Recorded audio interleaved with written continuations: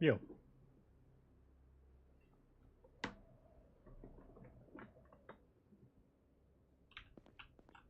It's snowing!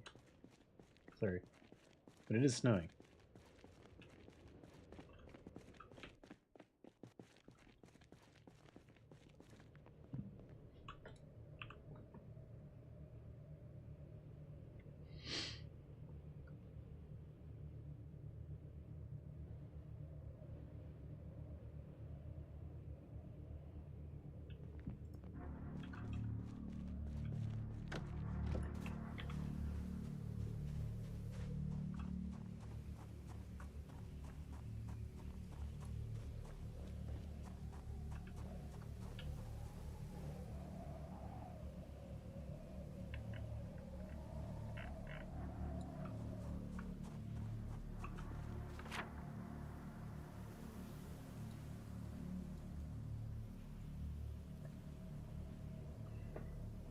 Okay, Spinny wants to live down there, that's fine. I like this space a lot, so I guess we're just gonna have to make a little something.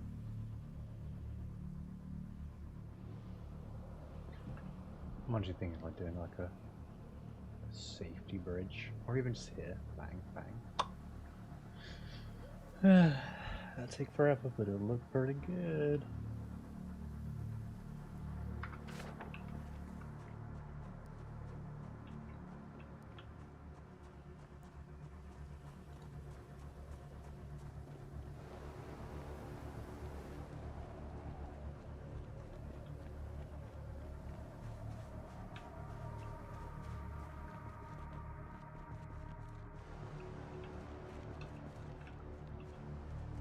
Go inside now.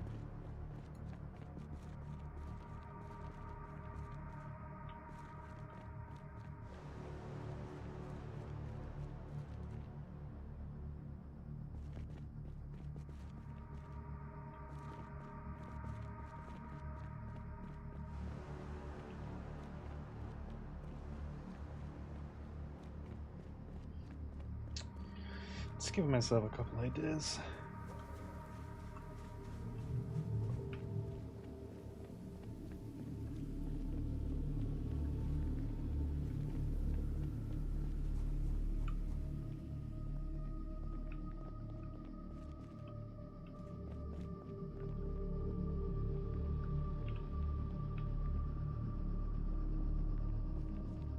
Ooh, you can go up it. Oh, we put up here. This place is awesome.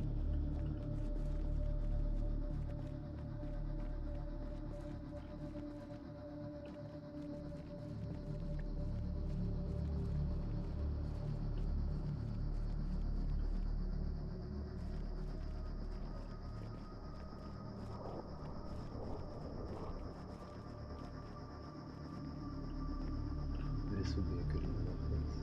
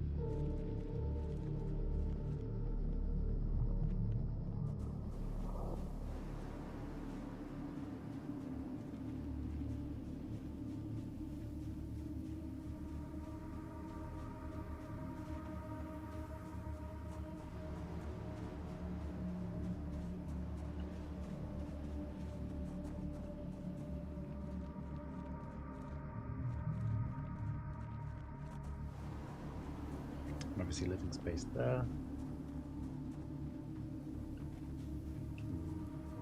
Then we have this giant open space.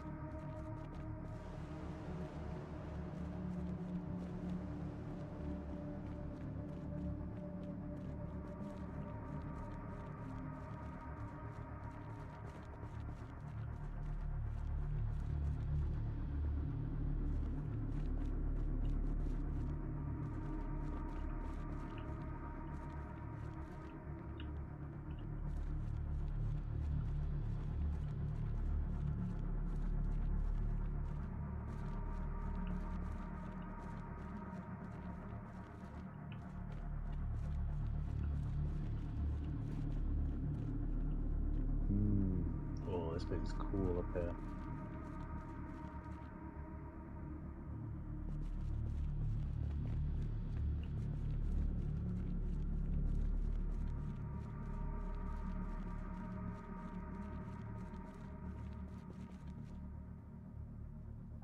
So what do we use all these rooms for there? So much to think about.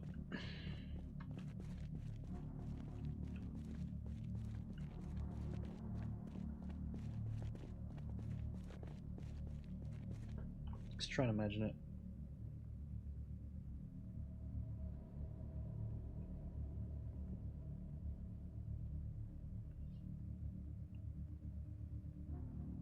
Other than storage, what can they be used for? Maybe you just use it for storage.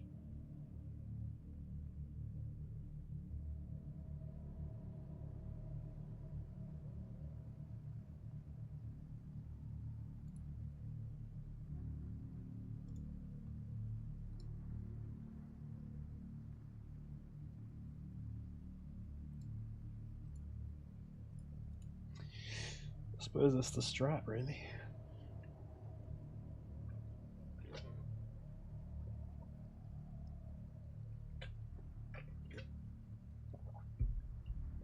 Excuse the sippy sounds in the mic.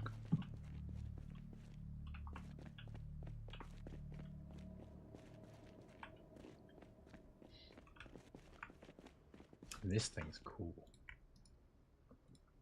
I wish it worked.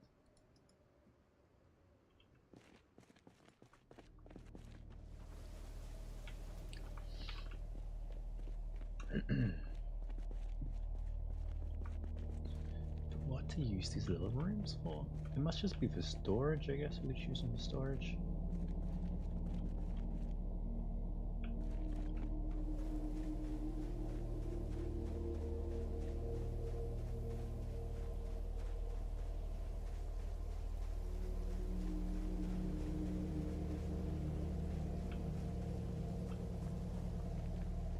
This place is massive. Definitely cars for here. Because they're massive, they need somewhere to store them.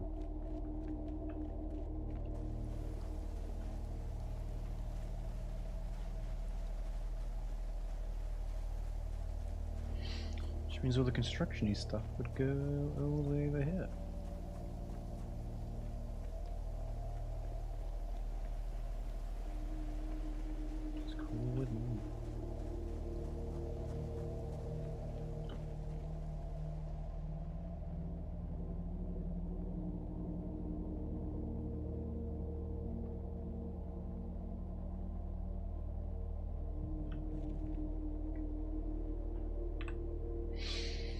Alright, let me think for a sec.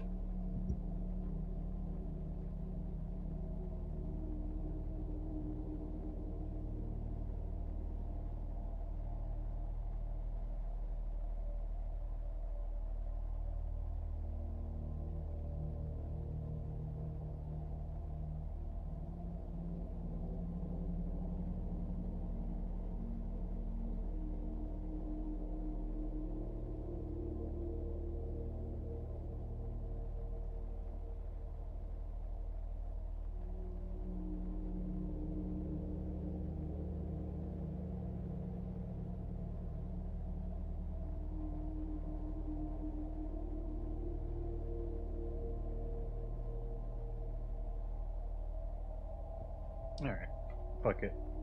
I'm just gonna get to work. Benny's gonna get mad at me because he's already moving us again.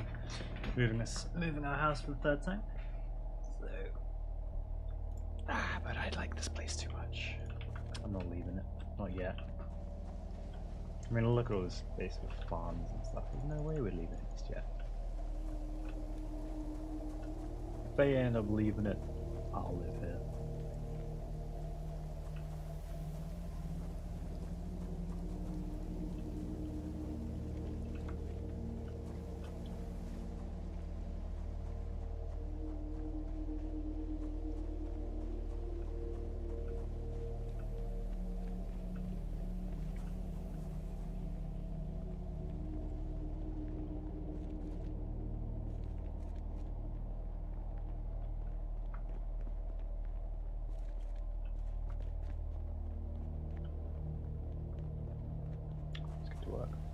scrap wood even be used for anything?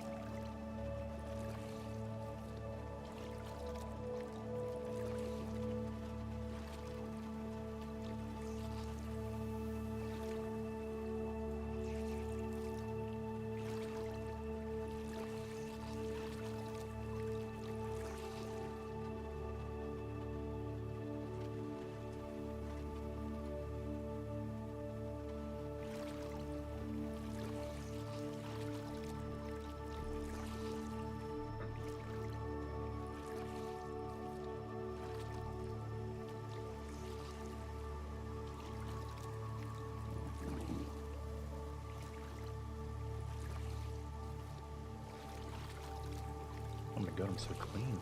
I just love it.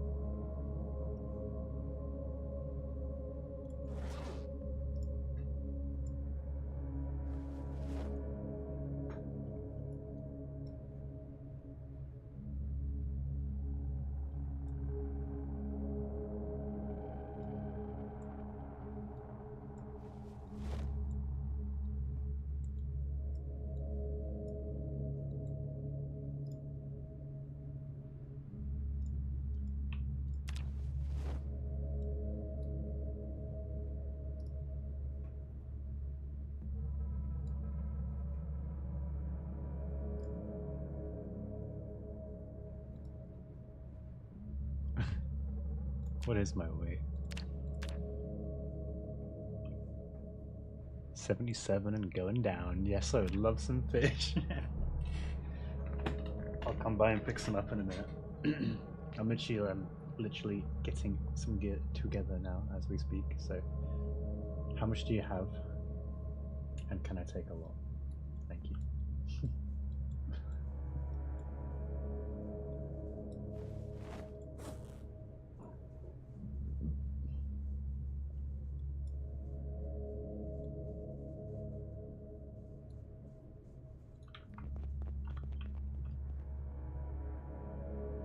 One, okay.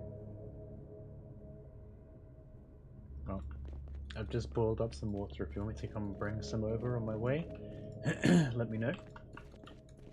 I'm happy to come bring you some.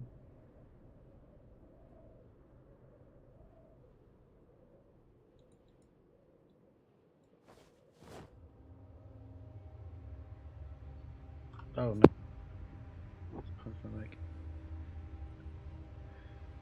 I'll read it in a sec.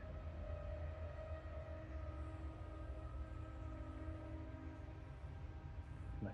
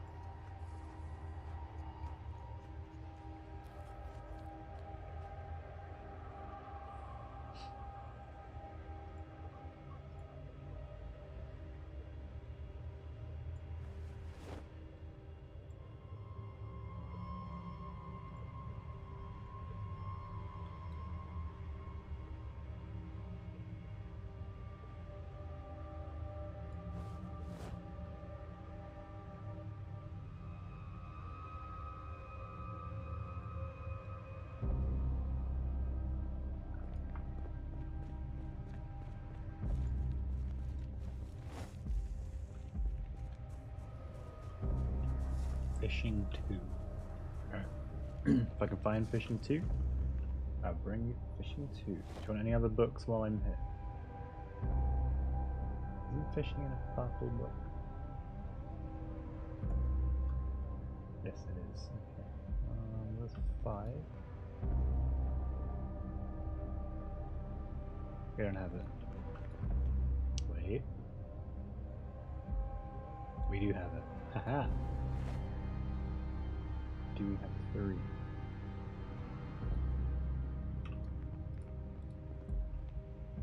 No.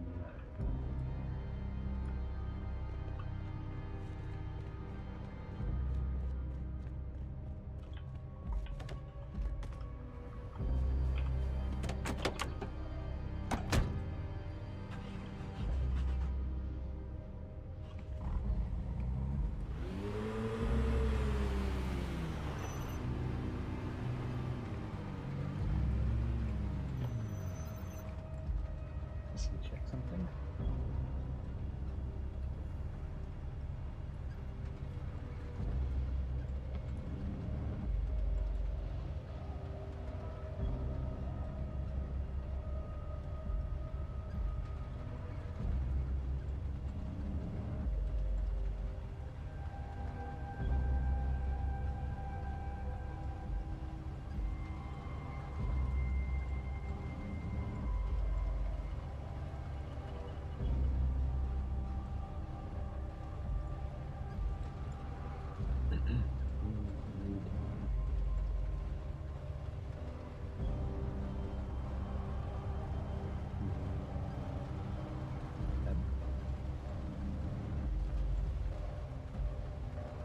Yes?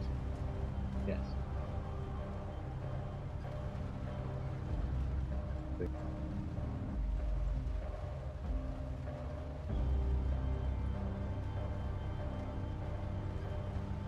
we go. Cool. Just noticed there's a bit of sound compression issue there, and we're back. Yeah,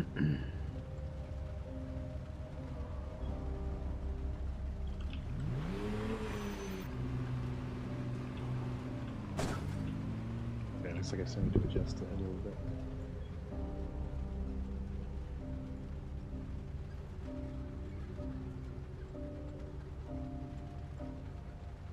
Let's try that. A bit more.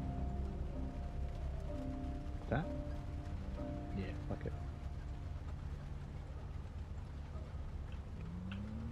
Yeah, a little bit. Alright, let's go see Benny.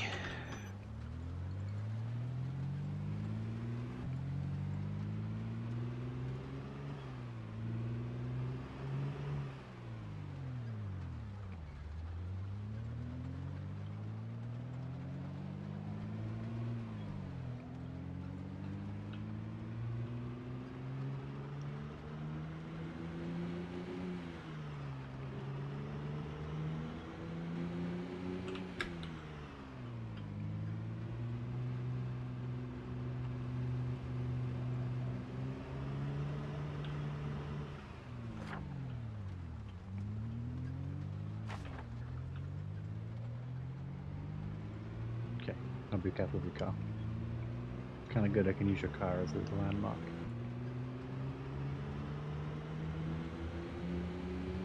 Oh shit. I'm okay.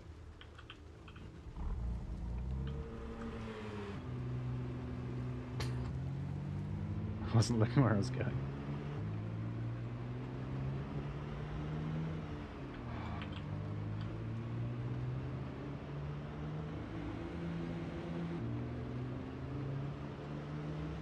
I was watching the stream. I don't know why. I wanted to see if I could drive through the stream. I forgot there'd be like a 3-second delay, so I just drove into a bunch of trees. Whoa, whoa. Can't win.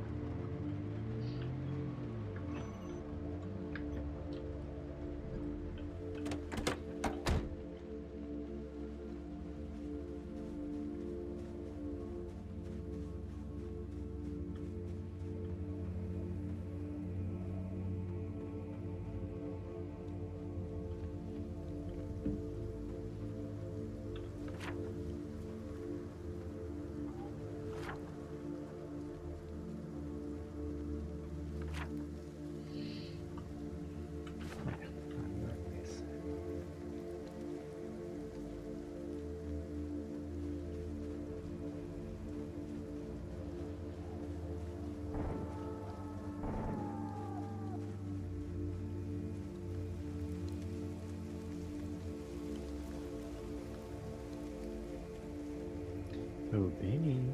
Benny's down here somewhere. Should we start using voice chat? Benny!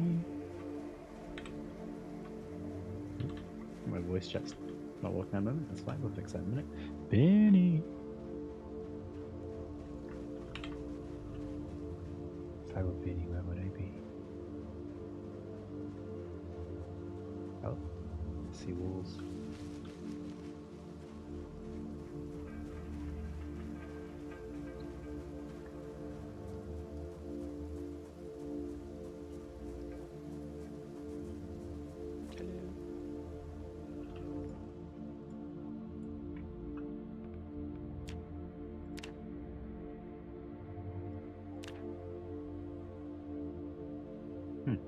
It is still set up. Hello, Benny. Yeah, it's working now.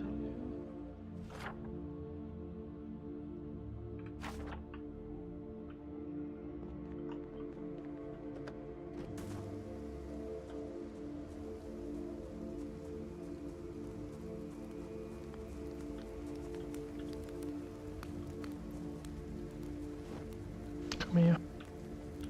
Hello. Hello, there's your fish. Ooh, delish. Thank you. Holy shit, there's so many vegetables.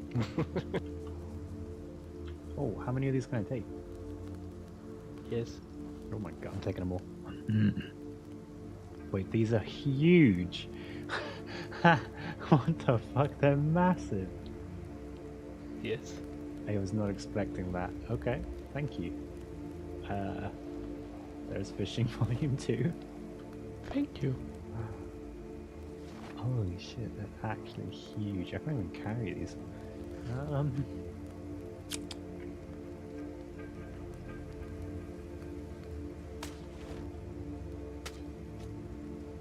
Oh shit. Not the key or something.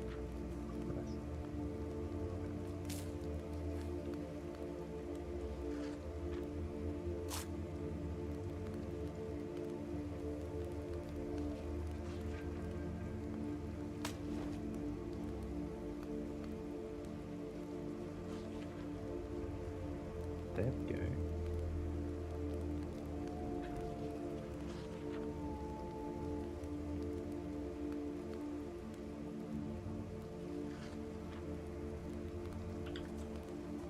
That's victorious, mate. That's actually solid.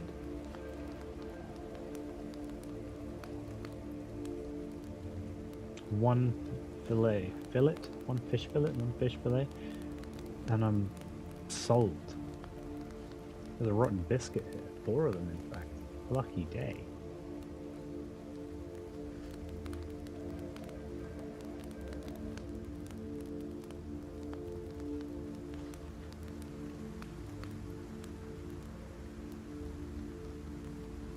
The biscuits are actually a joke. They don't last longer than like 2 days. It's hilarious because in reality, a stale biscuit would last a long time. Yeah. Not like a super long time. Longer than a fried fish, though.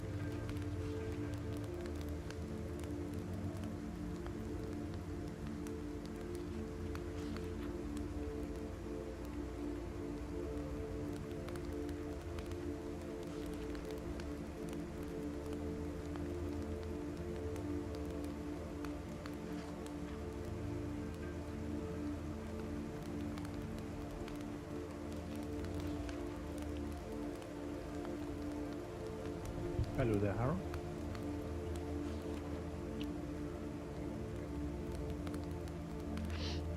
Alright, Benny. I'm off ski. Or maybe I'll sleep first.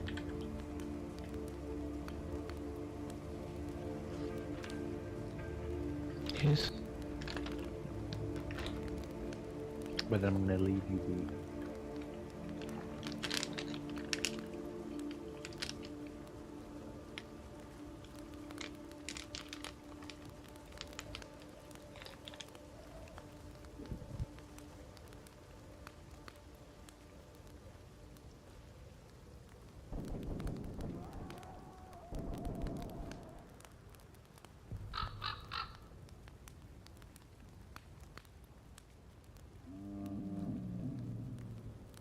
Wakey wakey.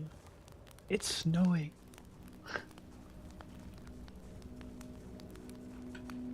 It's snowing, Ben.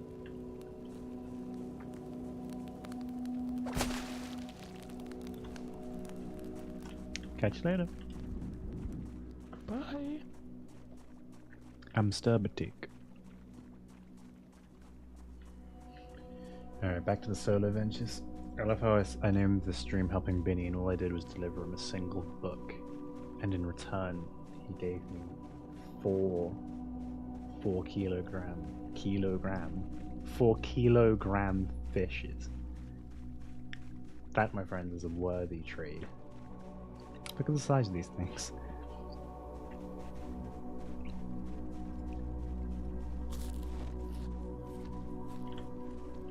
Oops.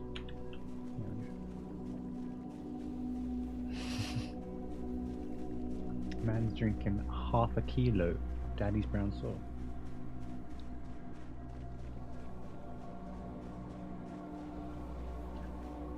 Dude, where's my car?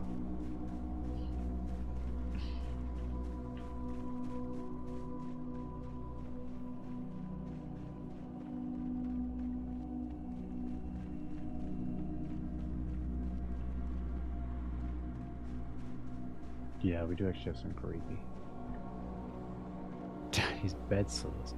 Bunions. What was that?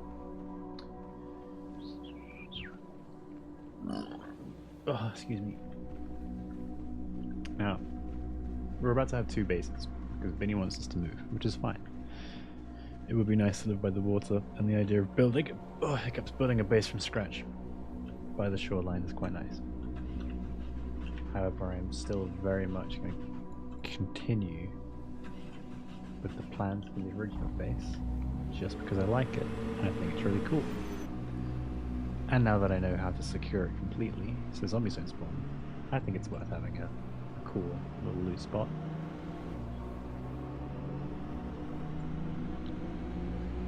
Unlucky on the fishing skill though, vintage. I was trying to figure out why I couldn't zoom out anymore and I crashed. Am I dead? I'm totally fine. Maybe change the option? Nope. Maybe that's why.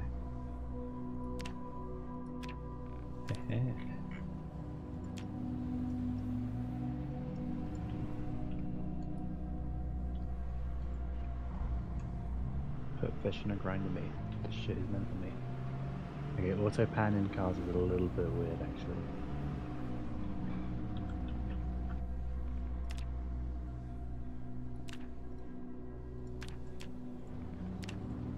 That's a bit better. Alright, I kind of forgot my car is a piece of crap.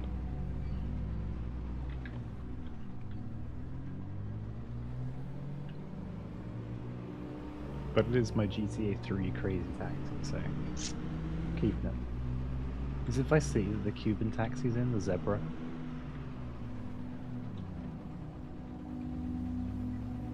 Getting late when I mate with a primate on a date.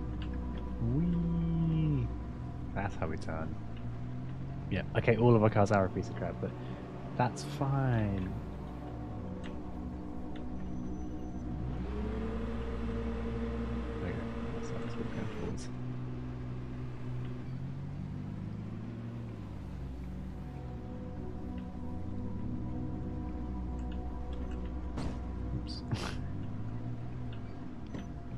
Home, sweet home. Right. So my mission today is to get a fridge, maybe multiple fridges, and then hook them up so we can keep some of this stock alive. Maybe even a freezer for the fish and a rice cake. So 10 AM out fish. Right, so what we're going to do, I'm going to empty out some of my inv because it's quite a lot.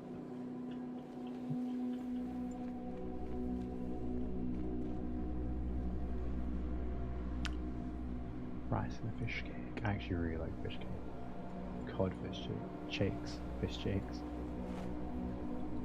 So good.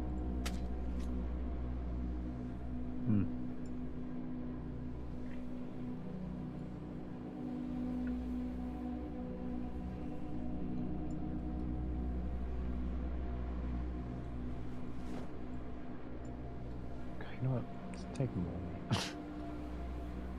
There's like 10. There she is.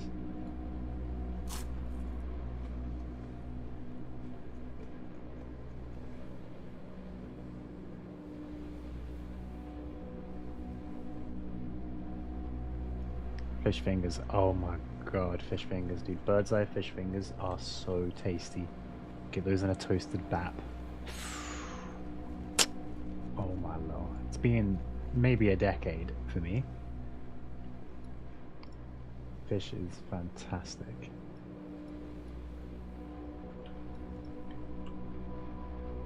I used to not like fish when I was a bit younger. Now I love fish.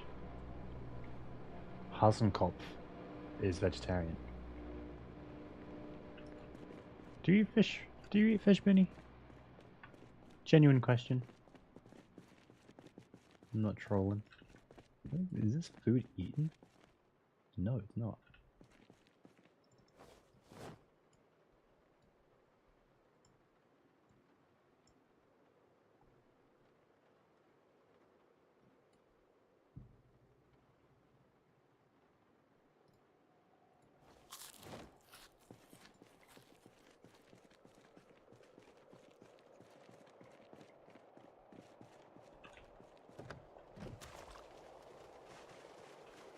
No. Okay, Benny does not eat fish. Fermented shark. Ooh.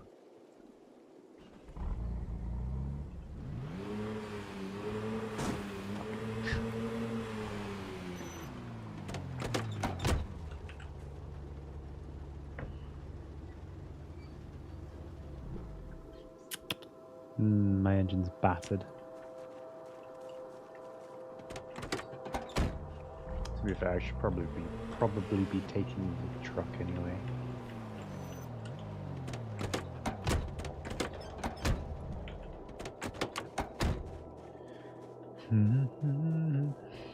Batter in my wife, put her in oil.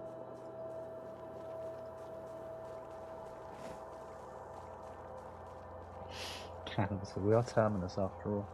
Cannibals. Cannibals with a can of balls. Alright, let's get rid of some of this shit. Some of this shit can be put away. Somewhere nice. Where it can stay.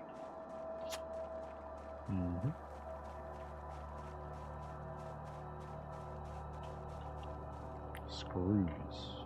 Alright, if I find screws, I bring back screws.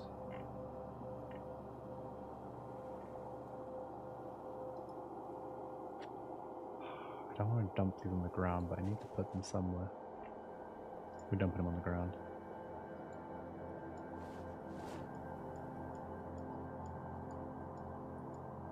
I hate what I just did.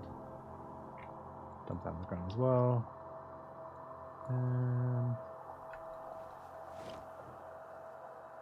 Everything else is losable. It wouldn't be great if we lose it, but it's not a problem. We should tidy it up a little bit though, so we can actually fit stuff in. Well, tape's not useful, dump that.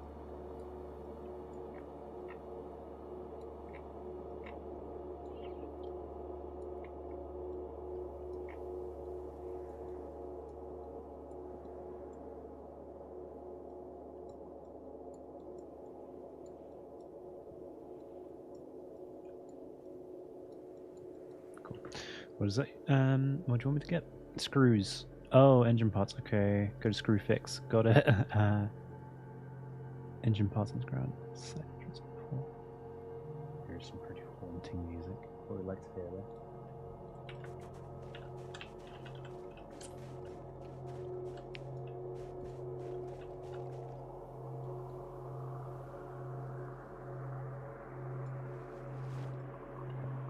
Everything else is losable.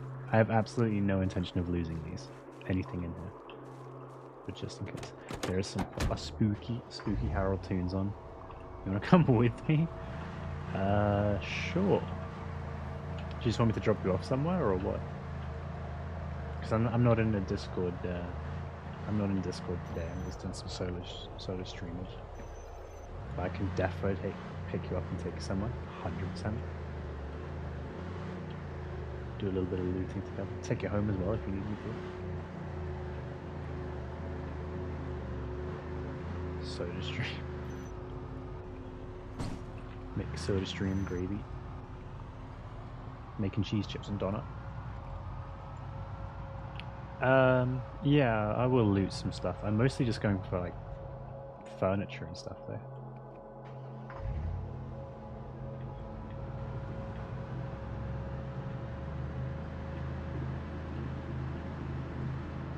But yeah, I will. If I find anything interesting or useful, I will be taking it.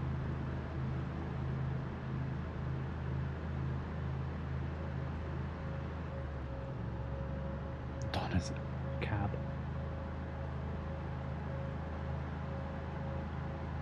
Sleeping with the fishes. Taxi drivers are bitches. Banging a left. Yeah, should we just go to that city? I'm like, I am armed and dangerous. I'm fully intending on blasting my way through, by the way, wherever I go. So if you don't want to be around me when that happens, let me know, obviously. Because I don't want to fuck up your game. But, like, I am bringing ammunition because I'm bloody fed up of getting bitten. So I'm going to blast some cheeks.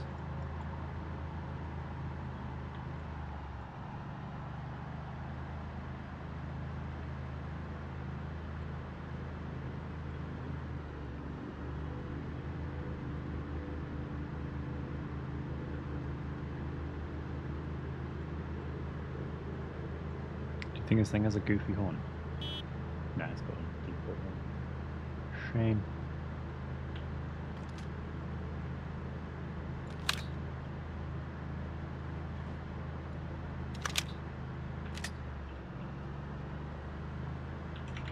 Oh. Sorry, Vinny. Alright, just let me know when you're here. You take your time, boyo.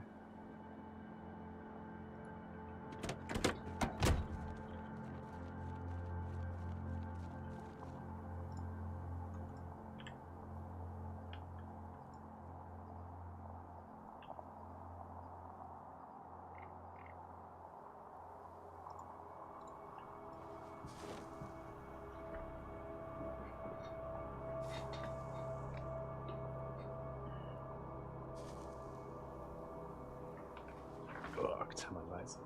Yes. And get the atmosphere going for this adventure.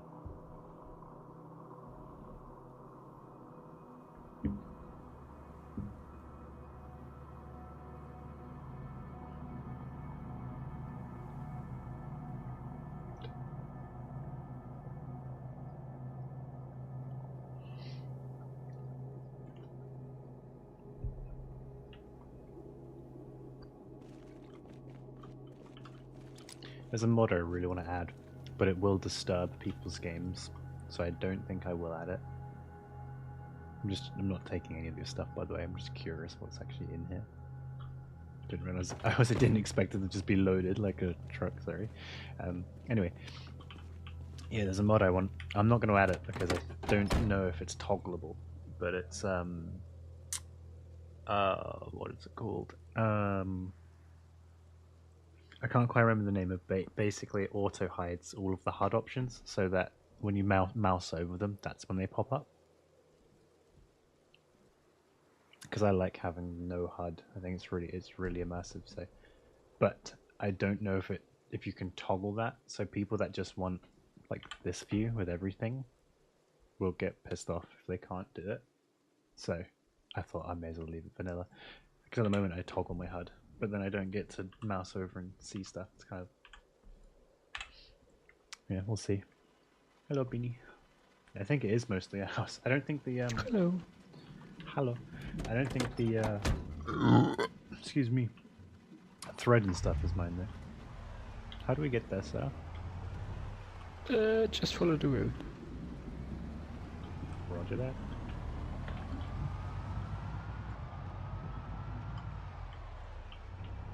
Are there any like crazy sharp turns or anything? I don't know. I haven't. I only like looked at the online map. Okay, no worries. Let's go.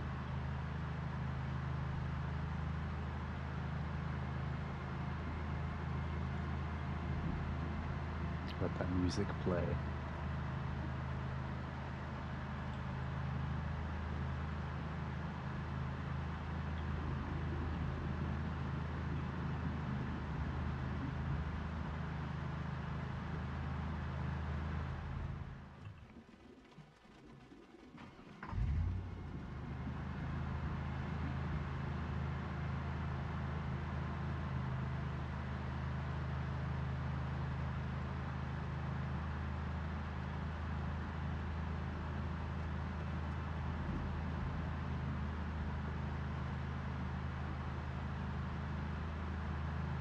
Take the next one to the right.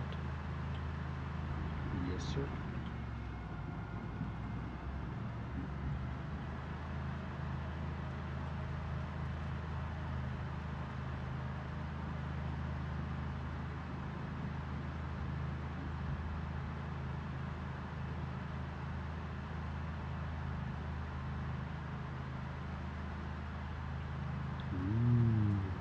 Bridge, kind of.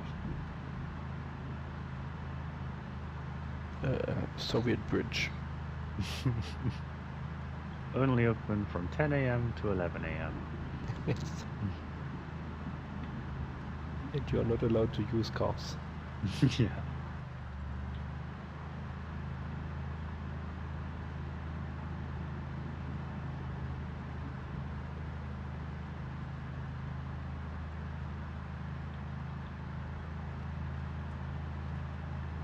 This is very scenic.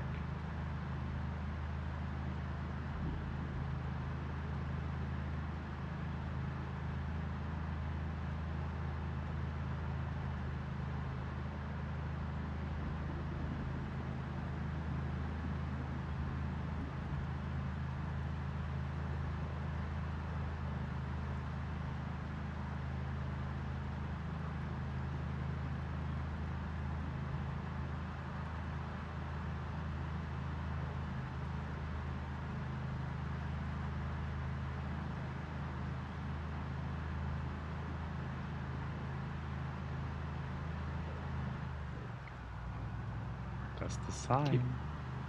Yeah. How far in do we have to go?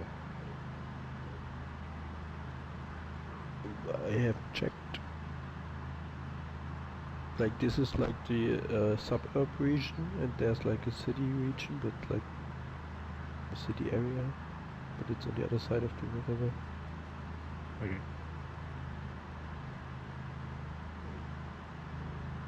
Ooh, here we go. The residence.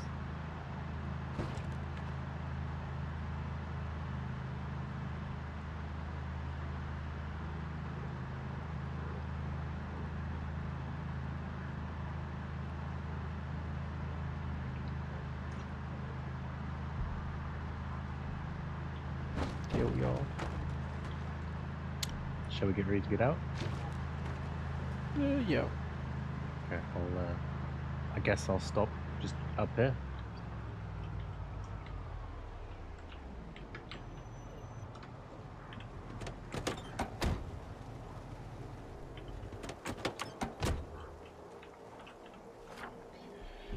Alright, what's actually here?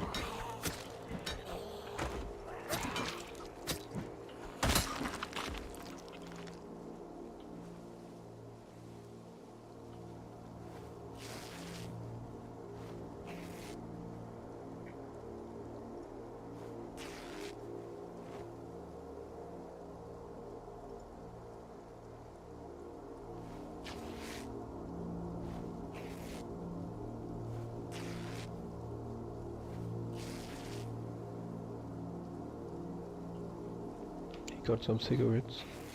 Ooh.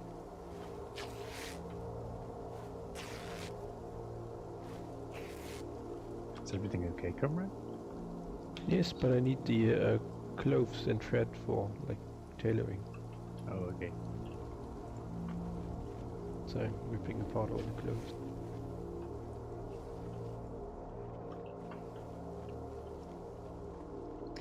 I'm just gonna carry on looking around then.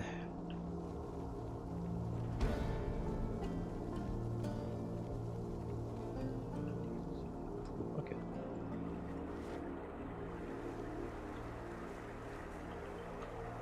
Oh. Uh-oh.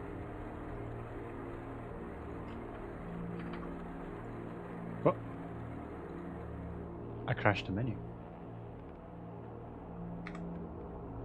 Alright, so if we can join back. Give me a second.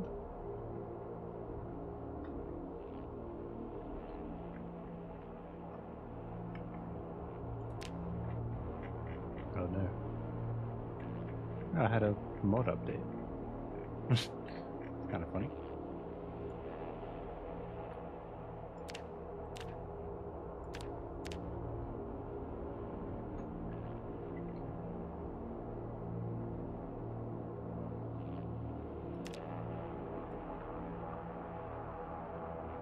Let's see if I can join. Authorizing. Joining game. Workshop items different to others. Fuck. Of course there's a workshop update when I get kicked out. Ball bags. Okay, I'm gonna have to restart the server. But Benny's still logged in.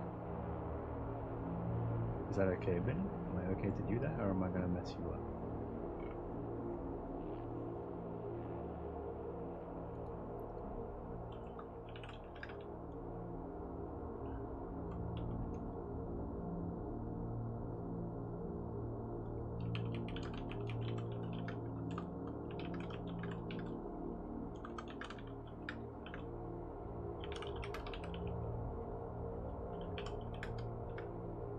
Awesome. Thank you, Benny.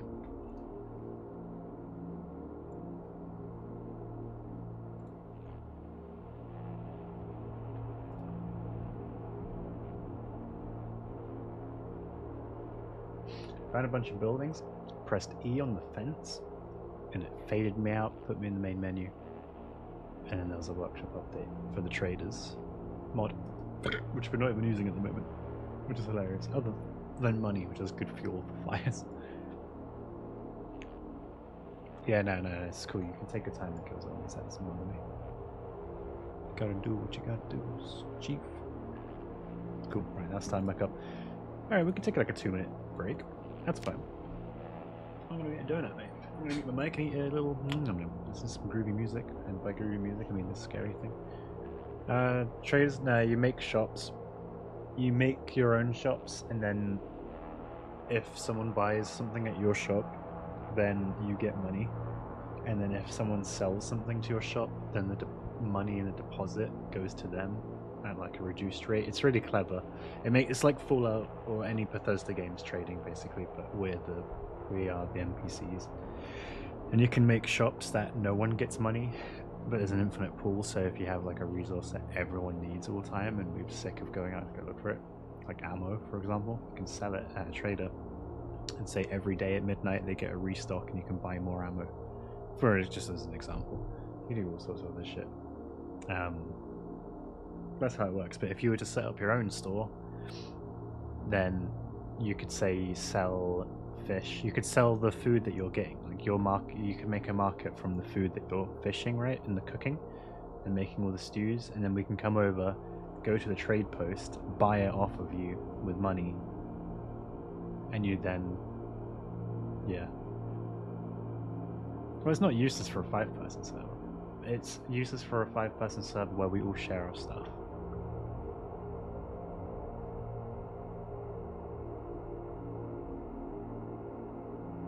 But all that stuff was second thought. The reason it's installed is because it was used a lot on the last server, not so much this one because we haven't really needed it yet. But the last one had way less loot than this one. It was by design. It was a completely different style. But there we go. Included in that was a spawn zone that you could buy ammo and clothing and tradey stuff, like you know, like those DayZ servers with the trader zones. It was like that. So I had 4 different stores that did different loot, just to have an experiment, see what it was like. But you can also set it up to have each other get money and sell money and stuff. Pretty cool.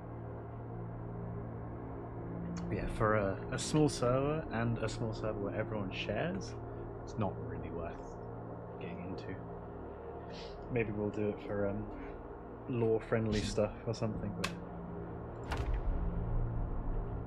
okay. Extremely heavy load. I think it just goes back. Yeah. Okay. Should I try and interact with the fence again? it doesn't look like I need to. This place looks like it's been built by a player. Obviously it hasn't. Fuck. Oh, hello.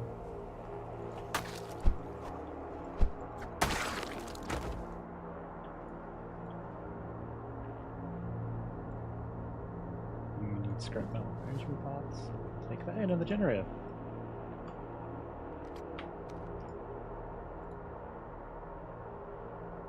It's all good then.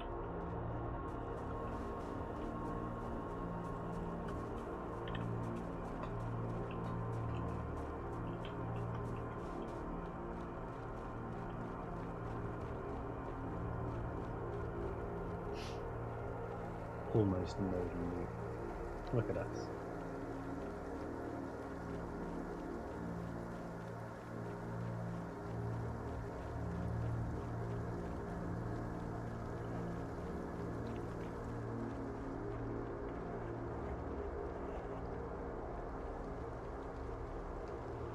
The car was this way, right?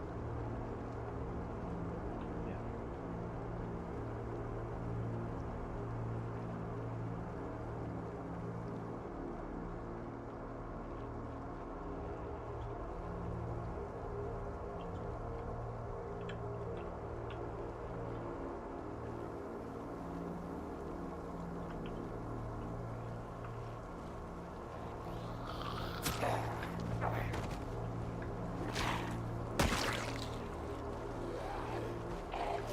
Oh, yeah.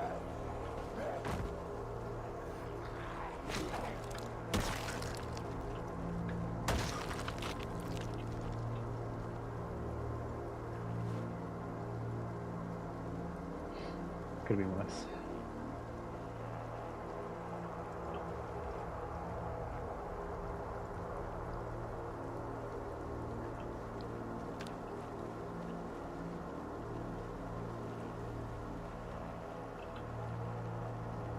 Okay, cool.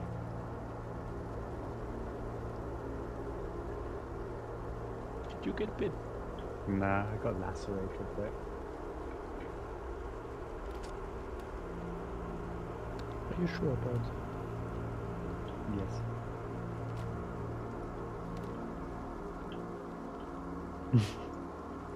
Okay, you have bigger dick. I mean gun. Big beans. I've put the generator on the ground behind this, and now I can't find it. I got it.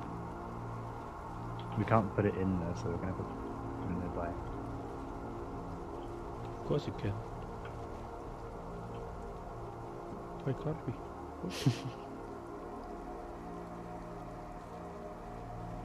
I don't mind driving it home once we do it. I just have to put it in my lap, balance it. Alright, back to the adventure. Why can't we put it in? I don't know, it just doesn't let.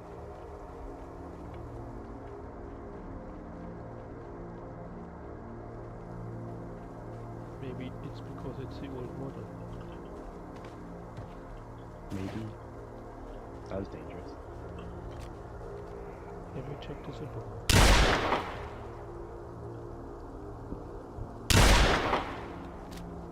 No, it's not a zipper. Everything's under control. Are you sure about that?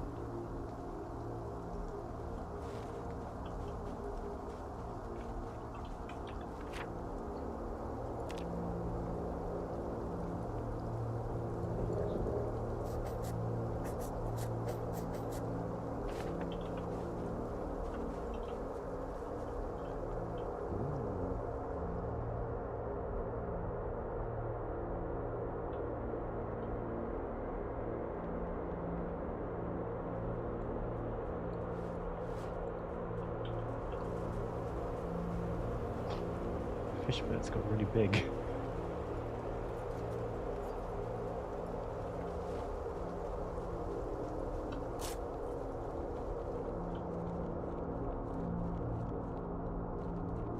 Here's a fridge.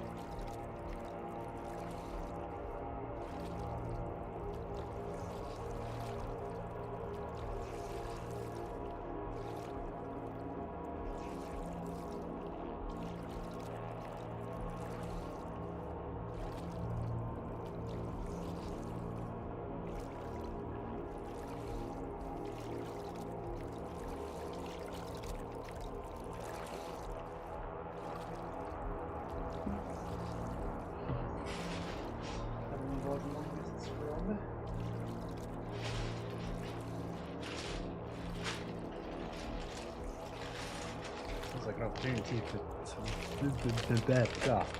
sounds like an opportunity for me to eat.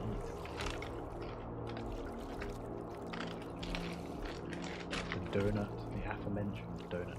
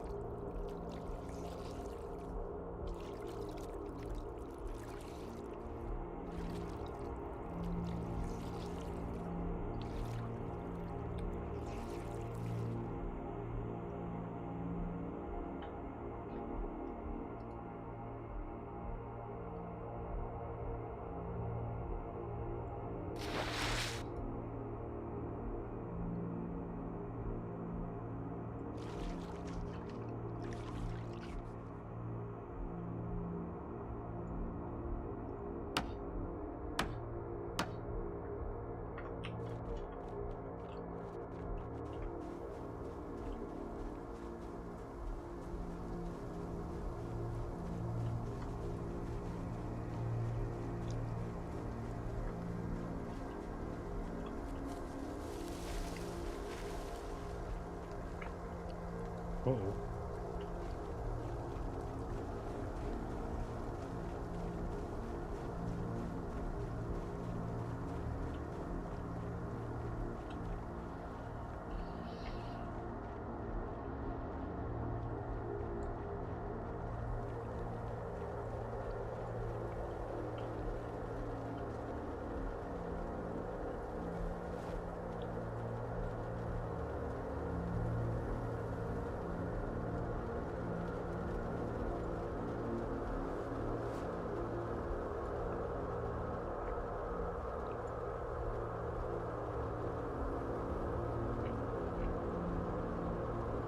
Lost my water. Oh well.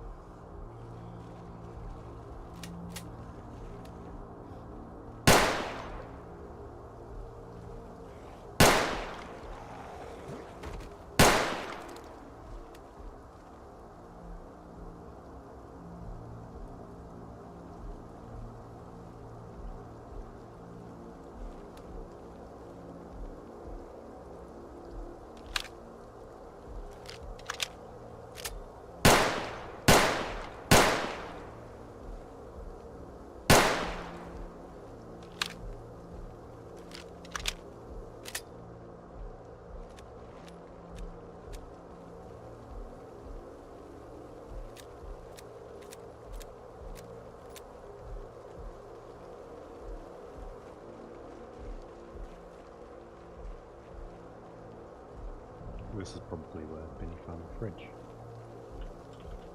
Nope, there's the clothing store.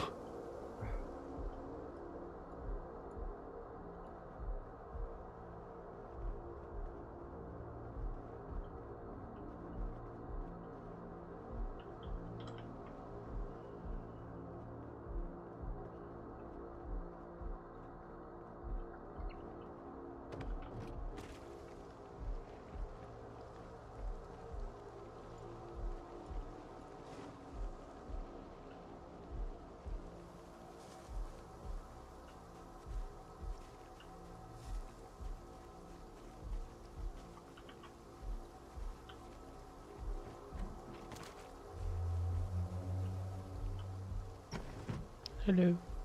Hello.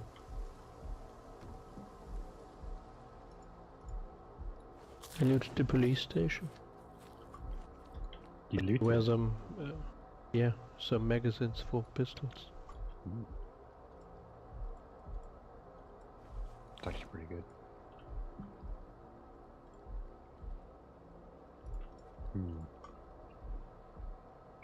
It's too heavy for inventory, so how do I put it in my hands?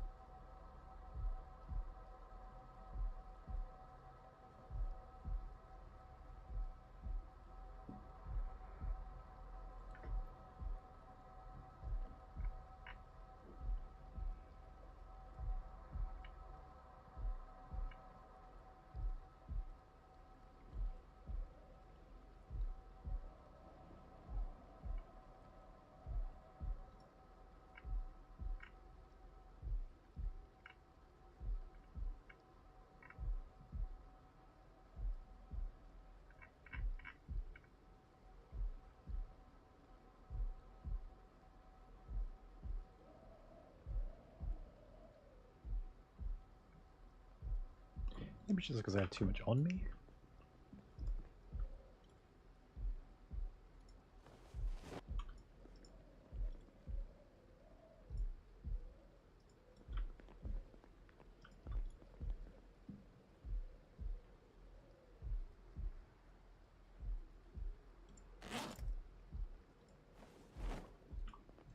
Looks like we're going to get a smaller fridge.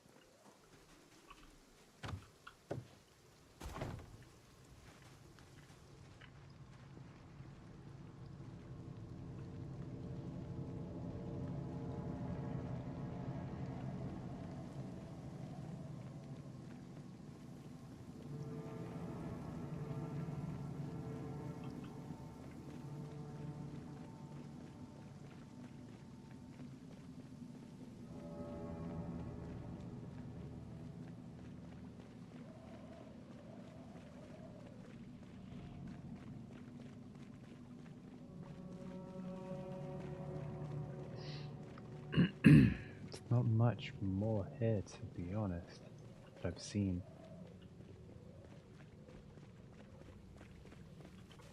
I haven't found the main safety part yet.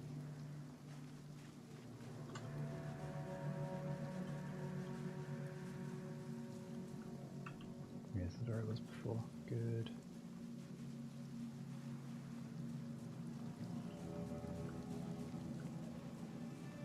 It's a nice house, though.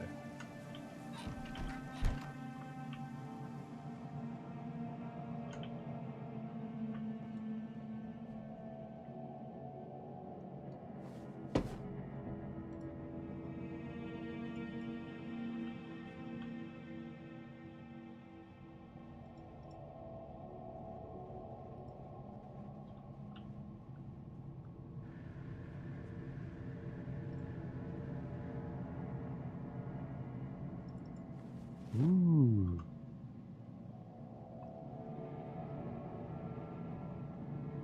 Okay, so this teaches you how to make ammo, like crossbow bolts.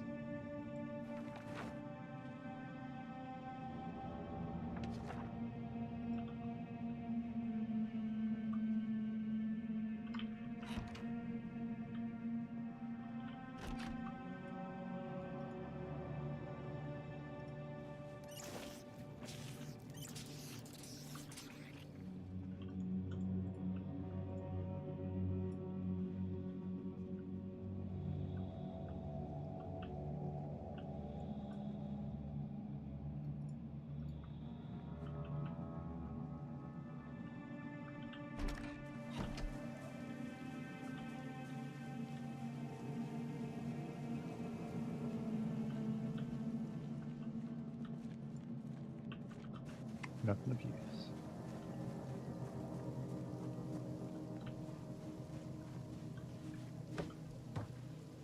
Alright, I'm gonna go back to the car. Yeah, I'm going to the car so I can sleep.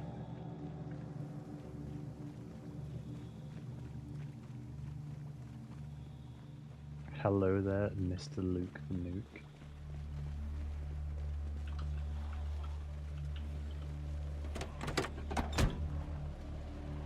Oh, I'm in so much pain, ball bag. Shit.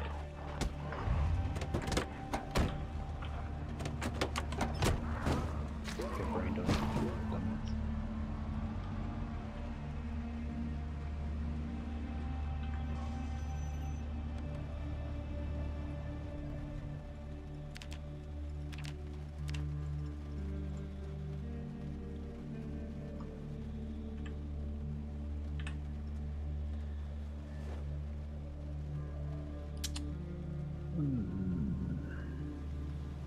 I can't sleep, Vinny. I'm in too much pain.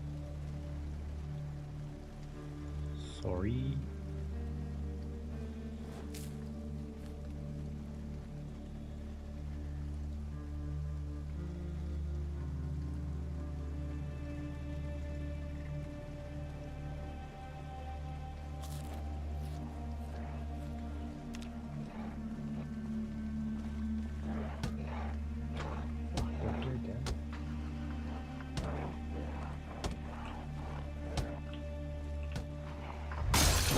Come on, car.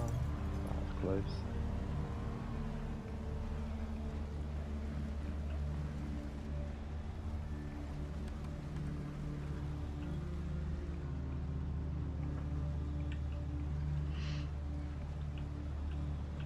I'm doing a very slow drive because as long as behind me and I can't see anything. So, sorry, Vinny.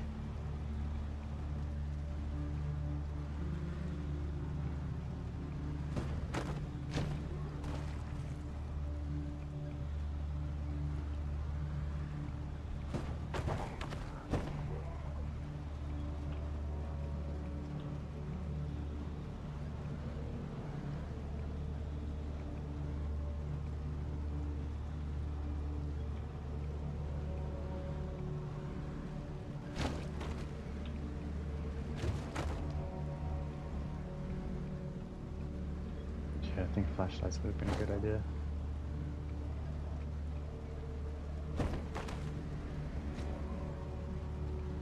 The only thing accompanying me in this darkness is the sound of stumbling zombies as I knock them over.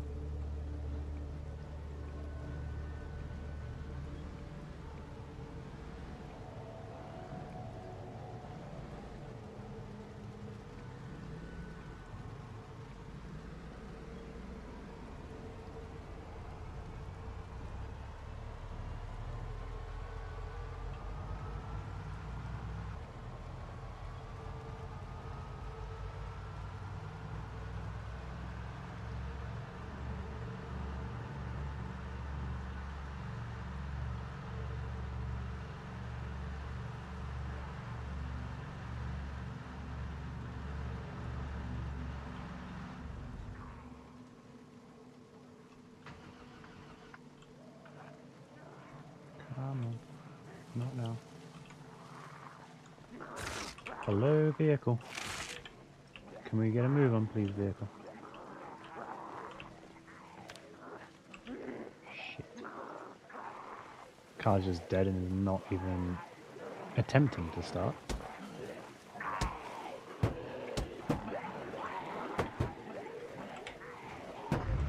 There we go. Could have ended badly. Don't know what that bug was.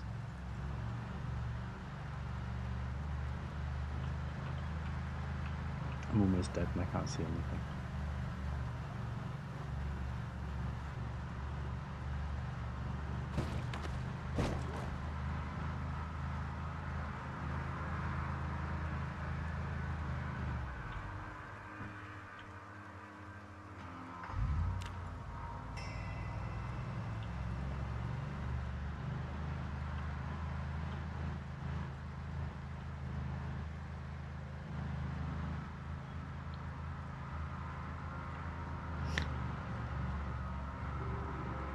I mean, double laceration is not particularly light, but it wasn't a bite, so I see what you're saying.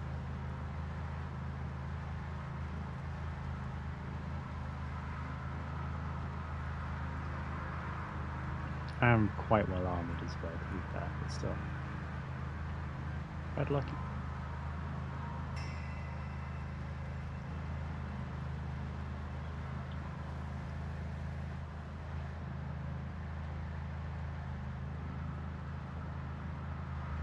Okay, I believe I'm on a bridge right now. So I should be okay to stop here.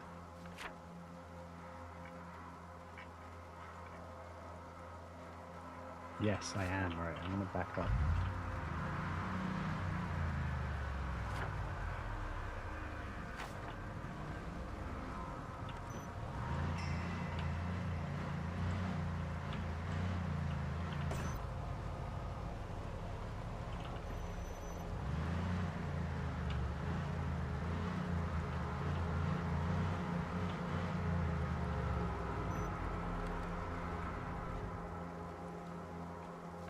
Perfect, that's where I want to be then, baby. Right, I'm right in the middle of the bridge. Where I am safe.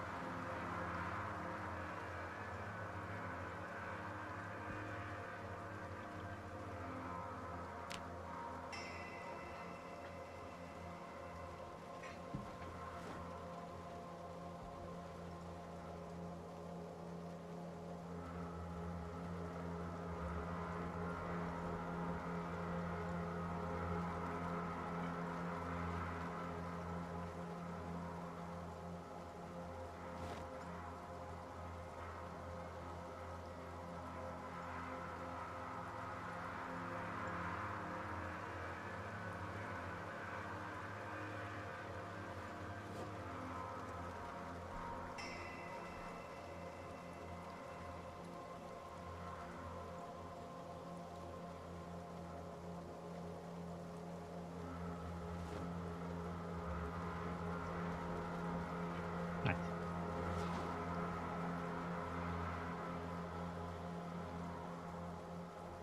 Could be better, could be worse.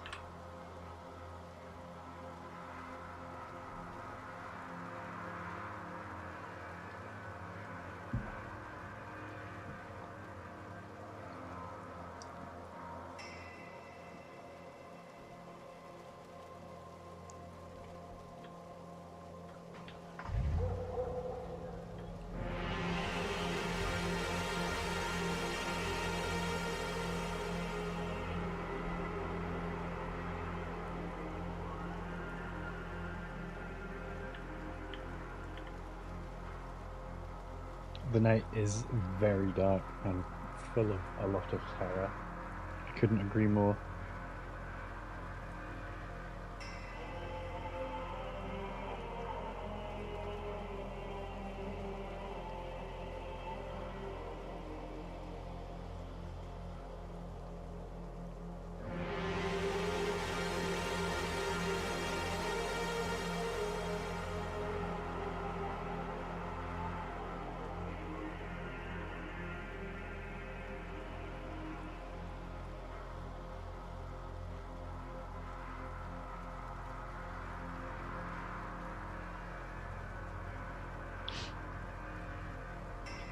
Flame swords, lightsabers, the whole thing, please.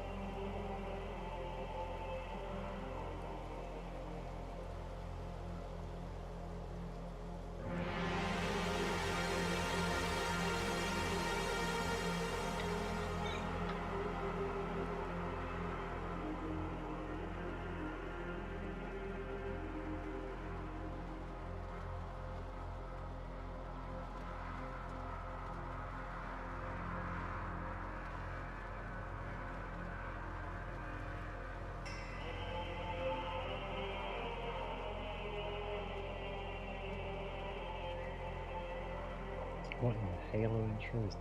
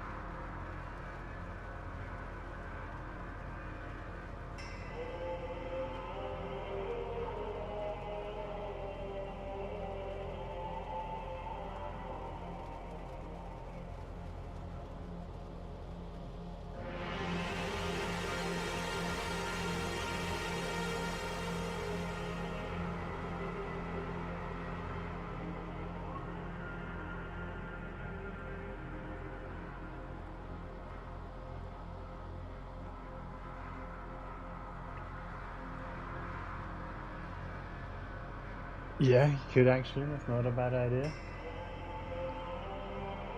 How's my pain doing? Yep, still severe. Good news is it's past 1 a.m. now.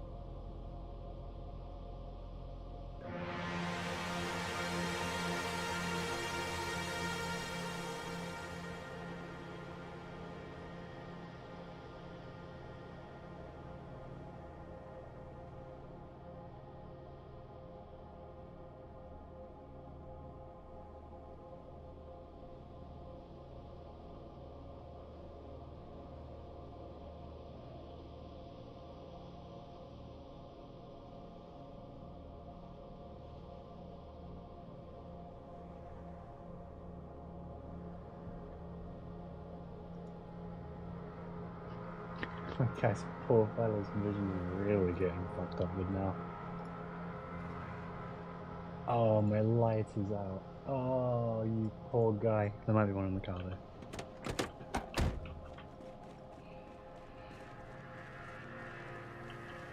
Yeah, the music is it's adding a lot, shall we say.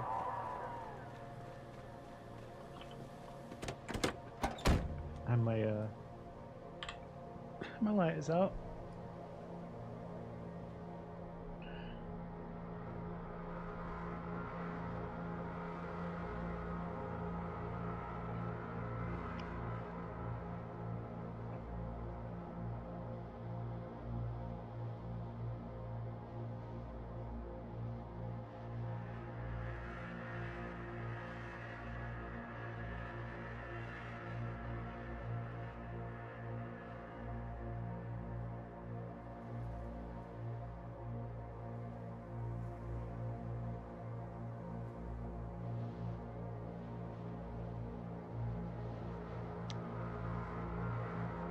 It's getting a little bit scary.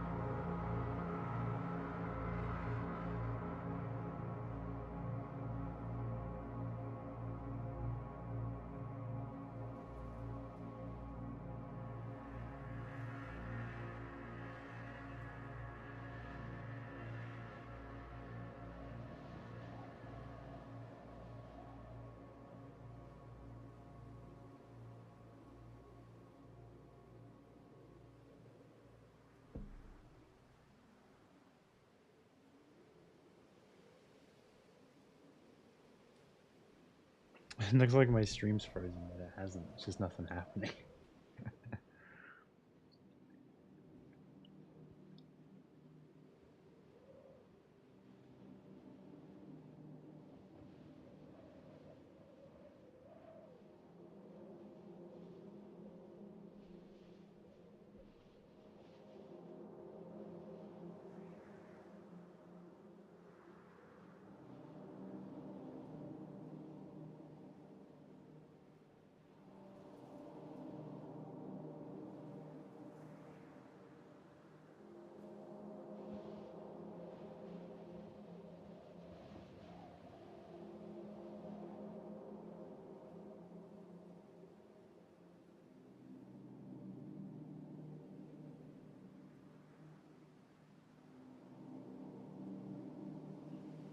Is it daytime yet, Vinny?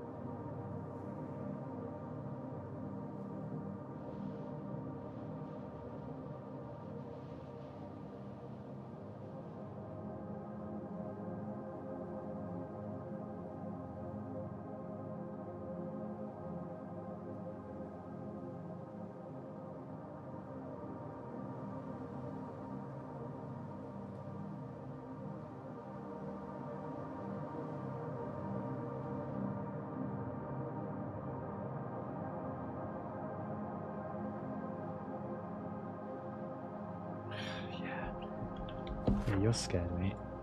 I don't even know you. Oh, you're up in the north part. You're scared. I'm petrified, brother. Time to eat.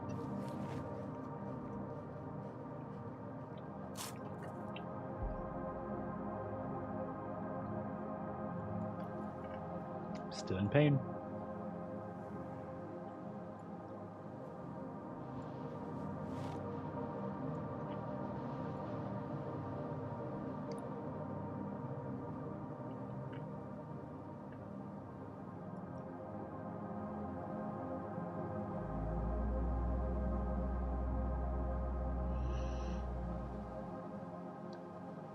But it's almost daytime now, which is good.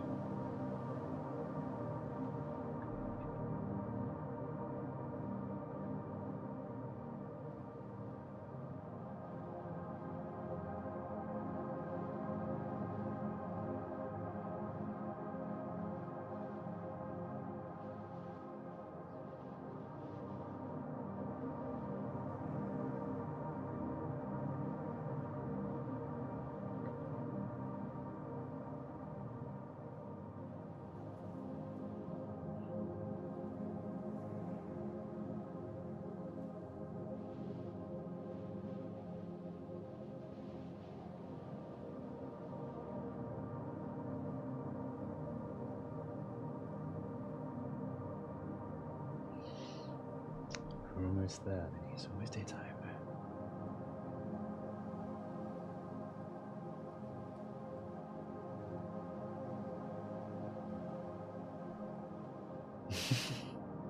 Me after wolfing down 7 cans of beef tashonka. Why am I so sad?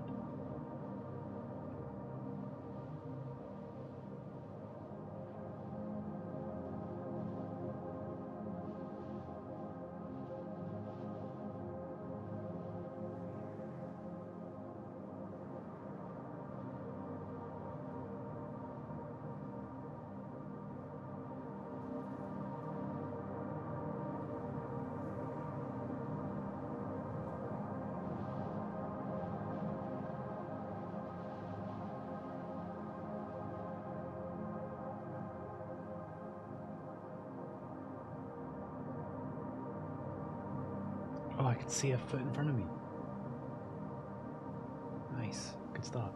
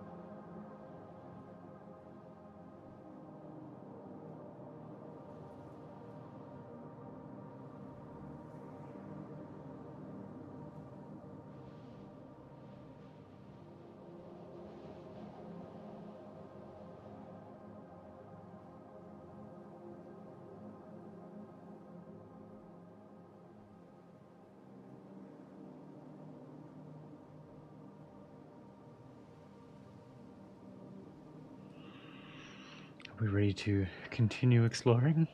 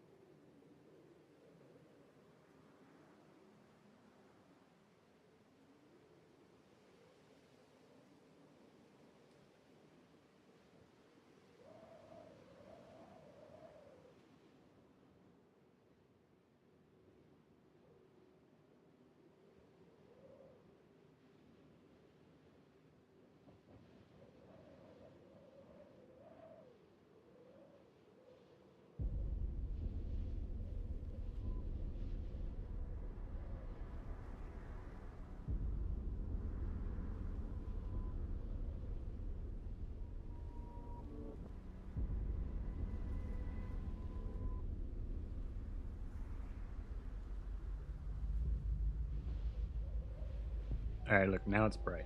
Now you can kill it. Come on. Now I can get a move on. I can make it stop looking like the game's frozen when it's not.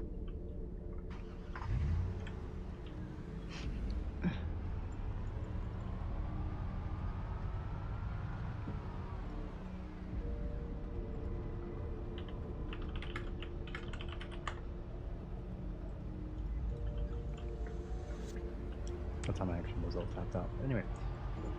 Oh shit, we haven't got any fuel.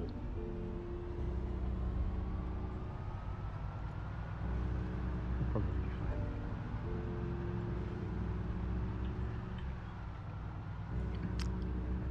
Benny, do you want me to come back to get you first, or should I keep going in?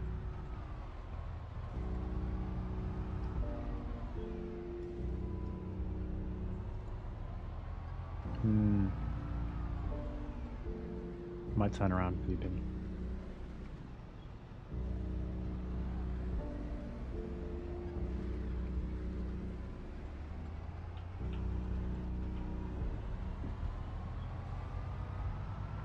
Say this way leads into the big city? Because I don't see it.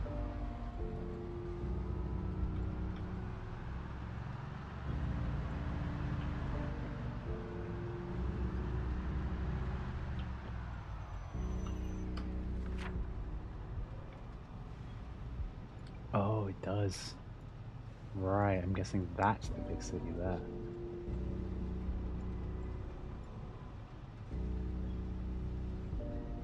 So I probably should go get Benny. What would this bit be the city?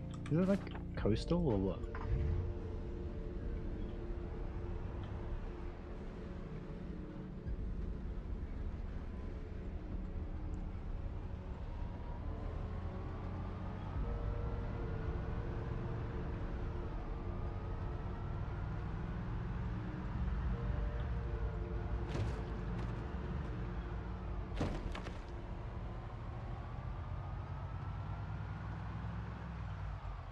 Grade bit. So this bit here. So that must be the way in there. Okay, let me turn around.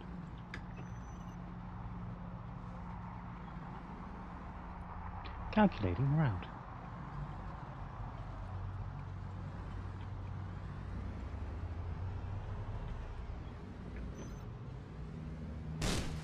Almost one bang.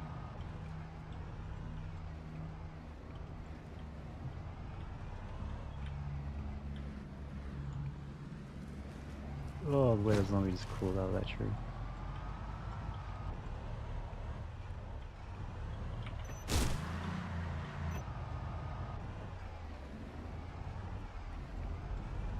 Did you get bit again?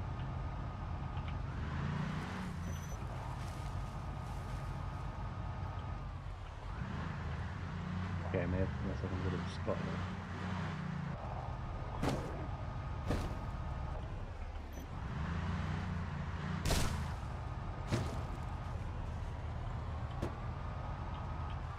Ooh, I've made a mistake.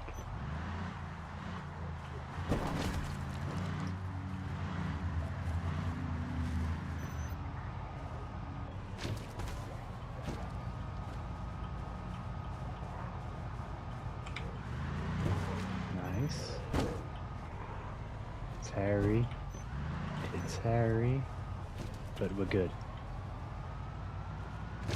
That was very close. But we're fine. Alright, I'm coming to get you, Benny.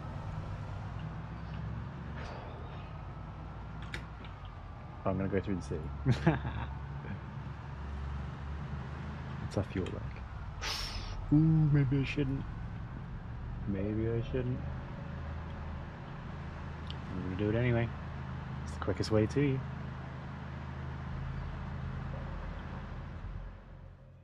Car's dead.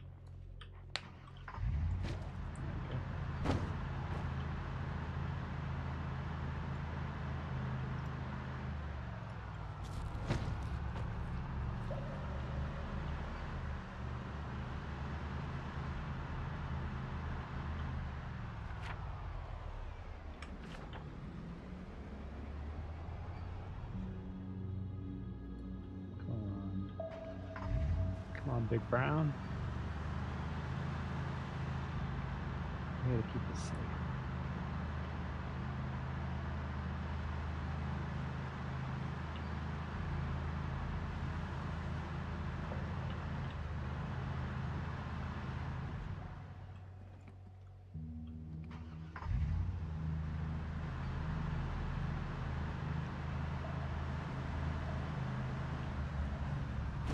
Oh boy.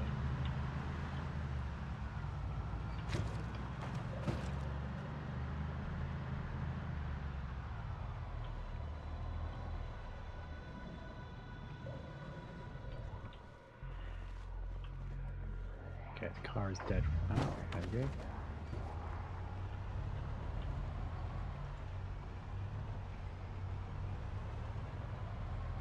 Depends what the trade has been.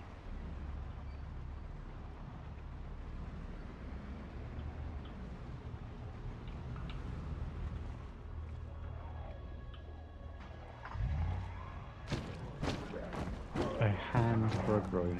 Alright.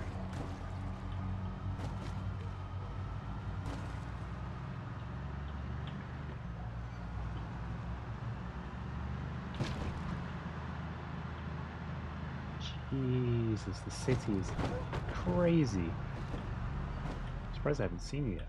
Car's dead again. What's dead?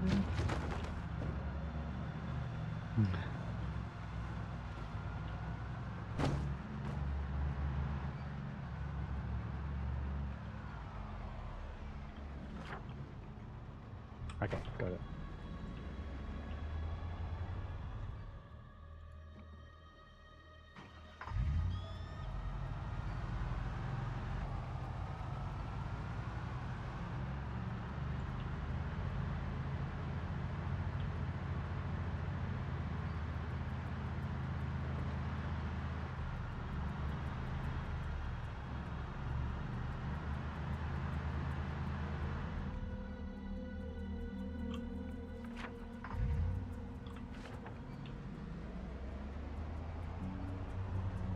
Broken spines painful like a bottle in your eyes, brother. Where you at?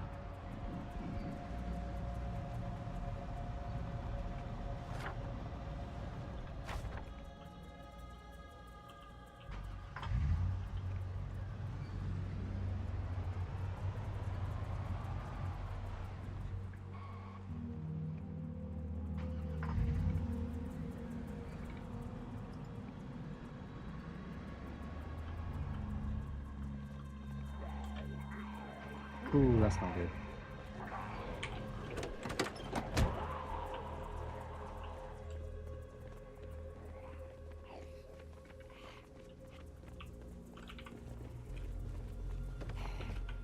Holy shit.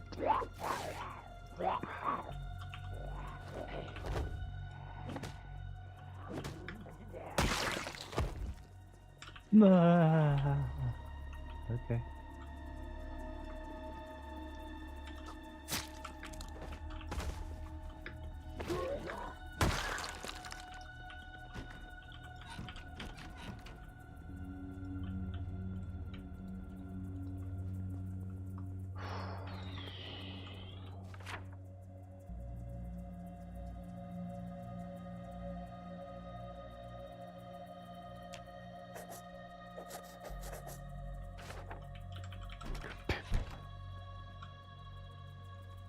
Coming to get you, comrade.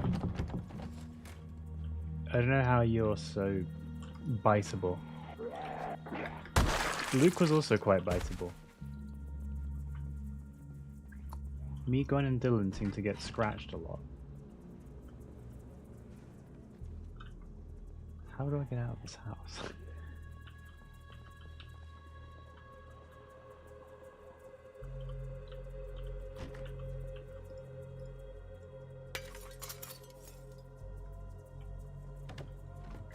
Nah, man, it's just you. I mean, Luke got bit on the neck twice in a row, which is pretty unlucky.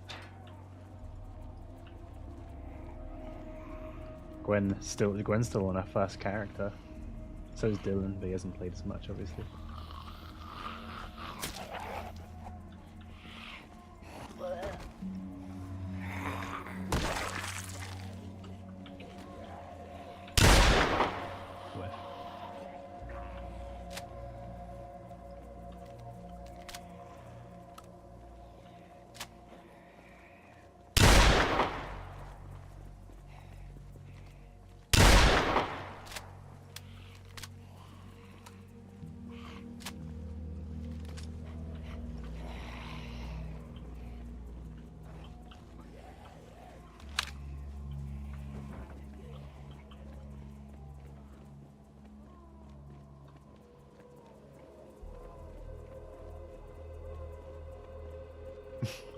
I'll just heal you, Vinny.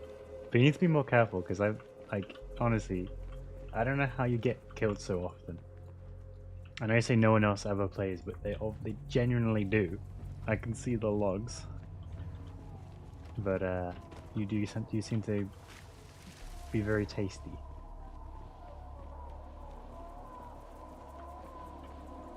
You don't get scratched like everyone else.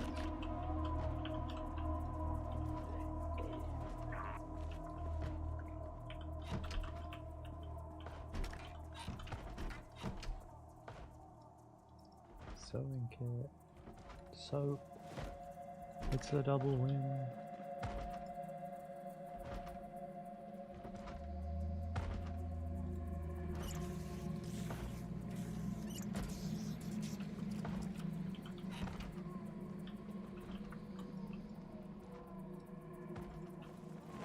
And a can opener.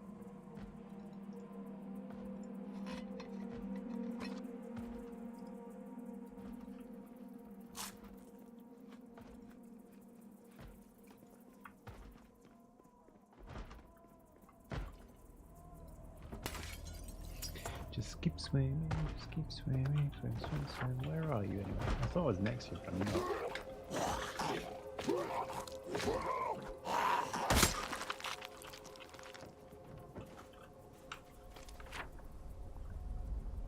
Oh, come past me.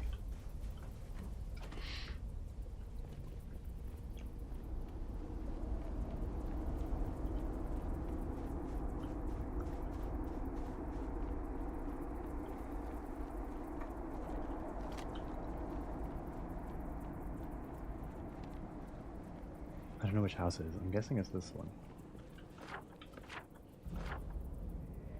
Yeah, it's gotta be this one.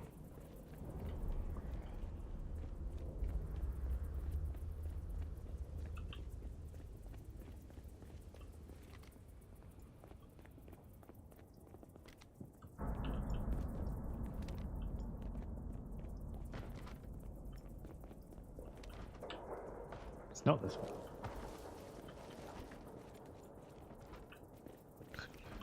Where has my Binny gone to? Oh, here is it. Hello. Hello, Binny. Hello.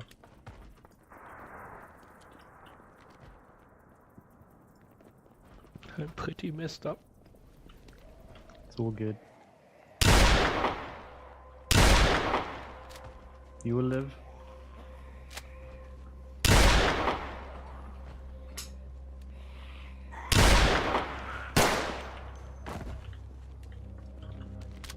Alright, let's do the thing for him.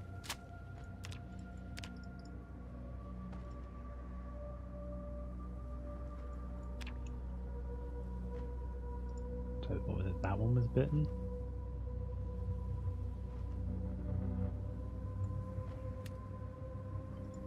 That one was bitten. Where else were you bitten, comrade? Let me check.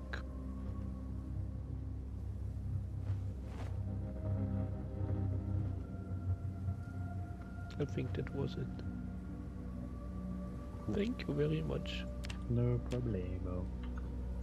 Yeah, it was like, the first one was when it was still like a bit dark.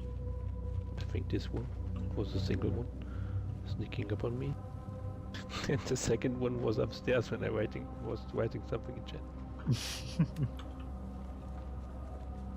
I didn't expect him to come upstairs since they've been like bonking at the doors for 7 hours. Yeah, they're nasty guys. Would you like a can of dog food? It's all good, I've got food on me now. Would you like a new lighter? Yes, please. That's a good trade. Thank you.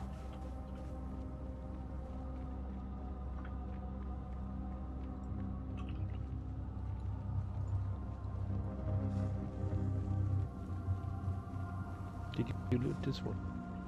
Nah, I haven't been over here.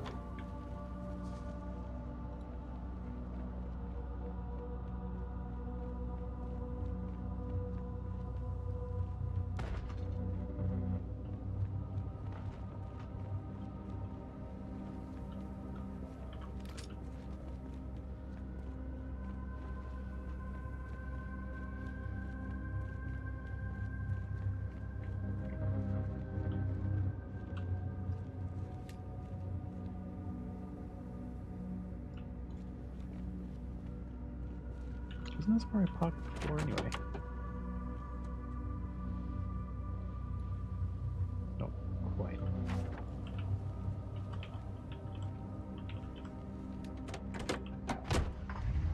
Actually, I think it might be.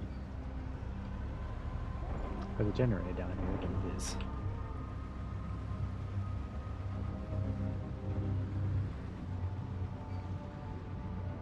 There is. Haha. Amazing. Nice. Oh, car's back where I left it before. Shame it's a bit battered.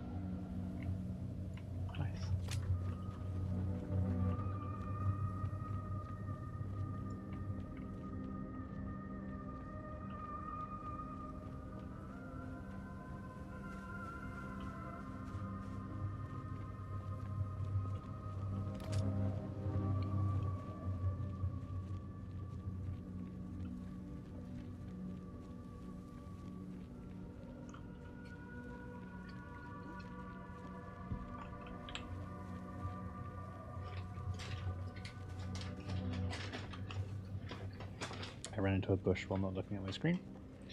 What was my stuff? Fuck, I just grabbed food. Oh no, alright, well, I'm eating, so fuck it. Oh my god. Okay.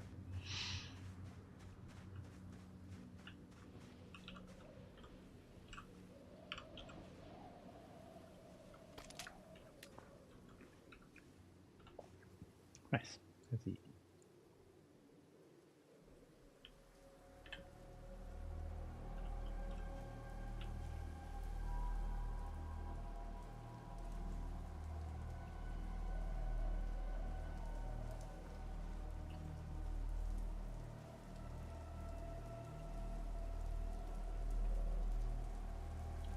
Delicious.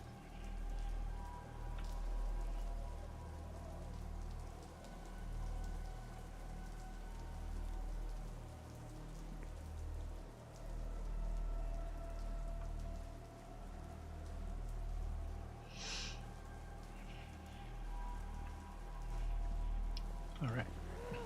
Back to work.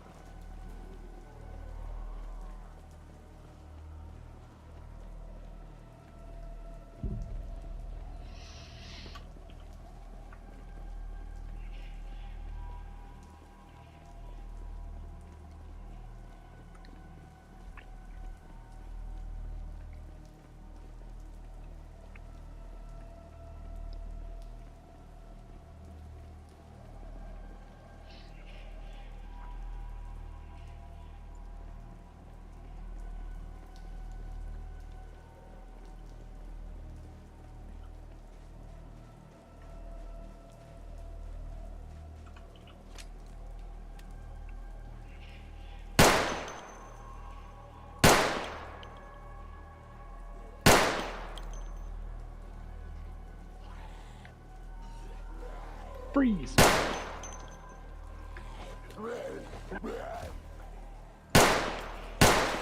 Nice.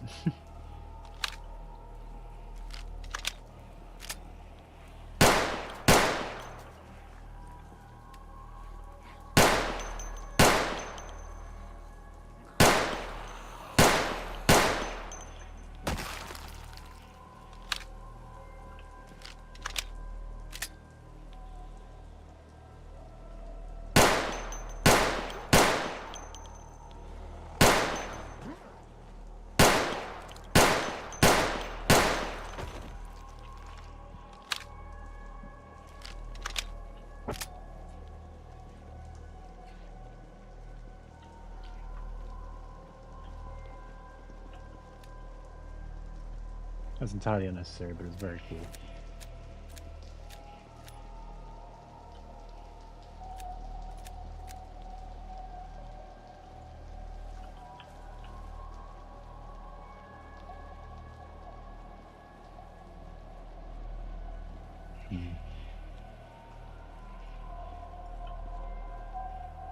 Why can I?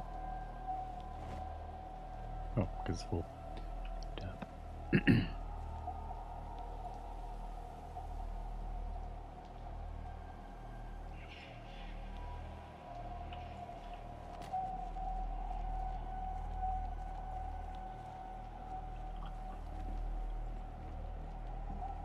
Oh shit.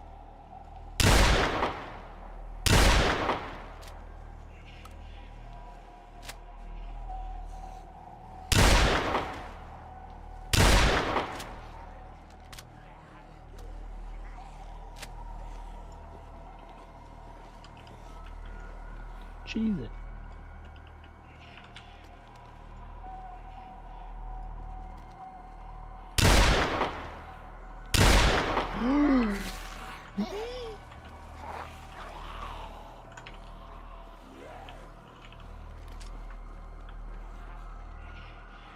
Oh shit. I did not expect myself to run into a bridge. That's right, there's another laceration. Fucking sprinter. Okay, sprinter's not coming.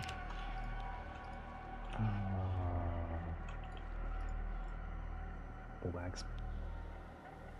Oh, thank God.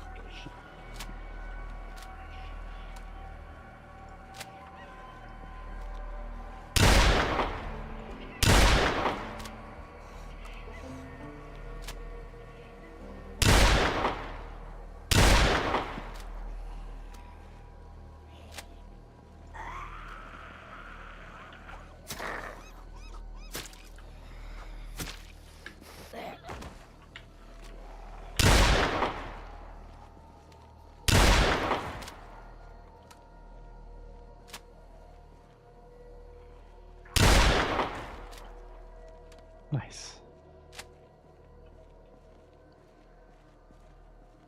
Good luck, Vinny. The car is dead at the moment, so I'm off to the big city to look for fuel.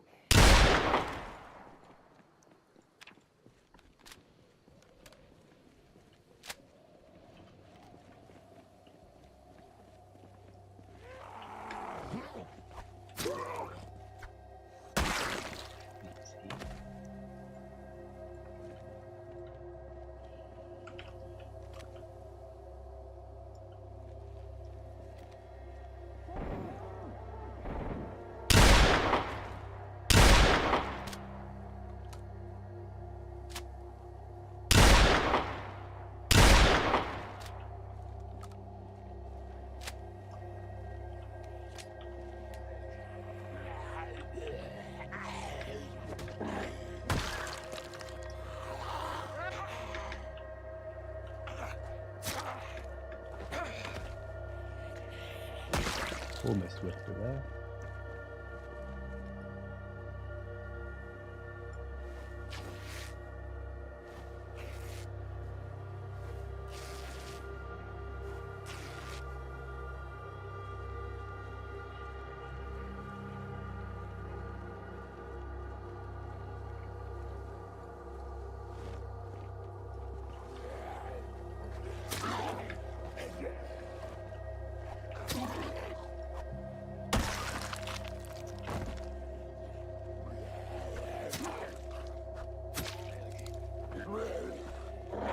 Ooh, that was close.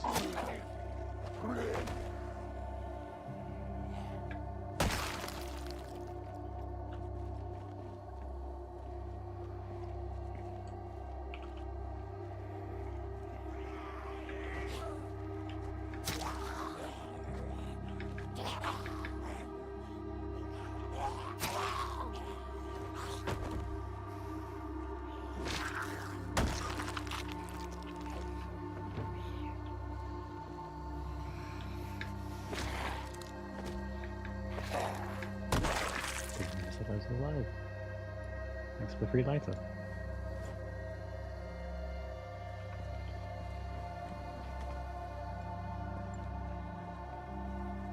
I have a knife and fork. It's not funny. It's kind of funny.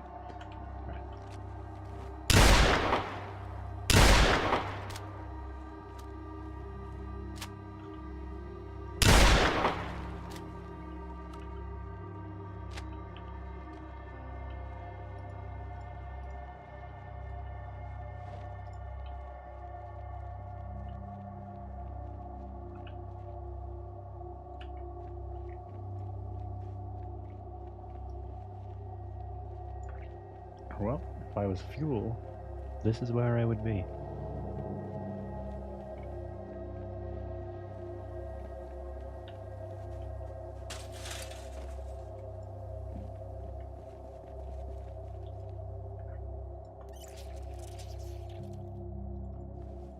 Good start.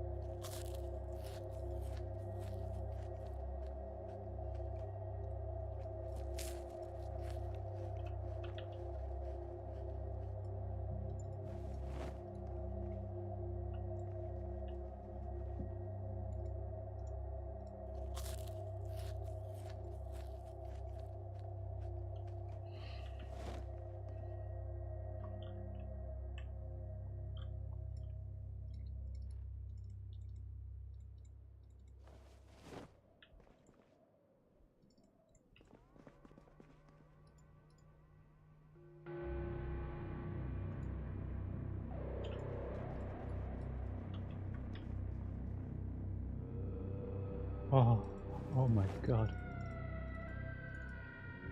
Cities. And a bunch of money. And a plastic bag. A lucky day. And a bucket. It really is my lucky day.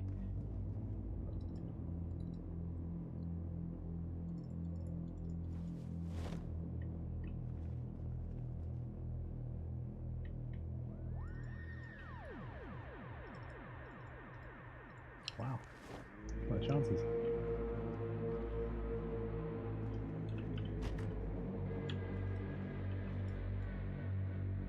A gas can. What the hell? Someone's watching over me.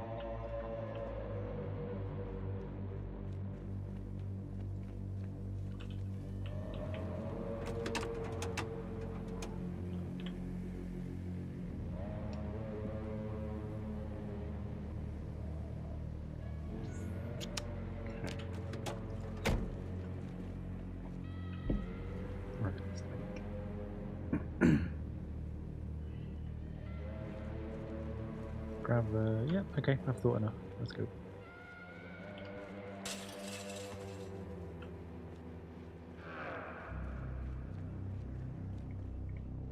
I'm gonna grab the truck, drive it on over here. Just gonna conk out a couple times, that's fine.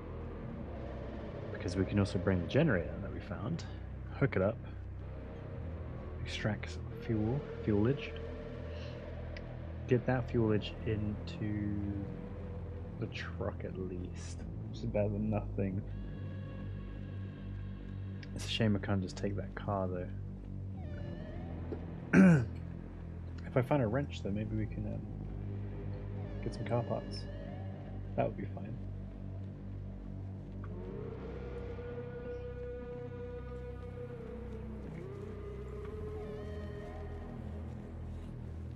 Oh yeah, there, space bombs.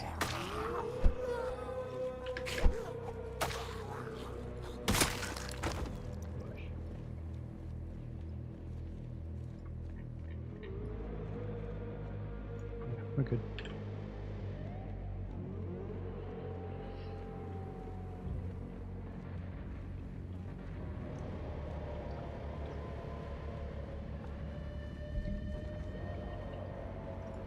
Got another one.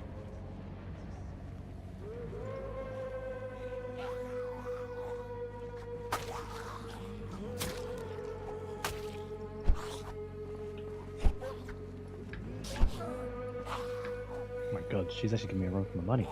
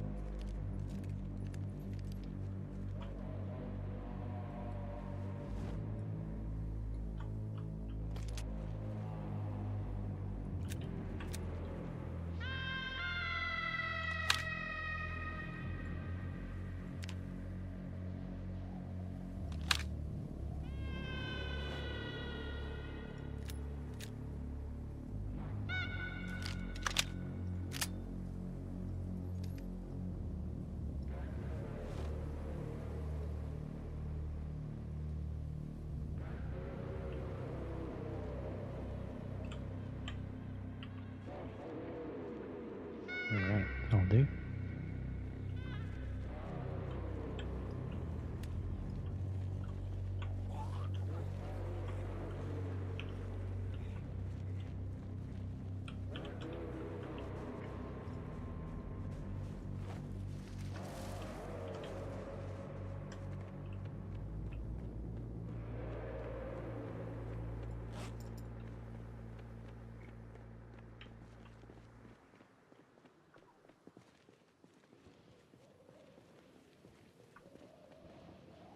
But yeah, you're right. You could just be getting unlucky by accidentally summoning hordes.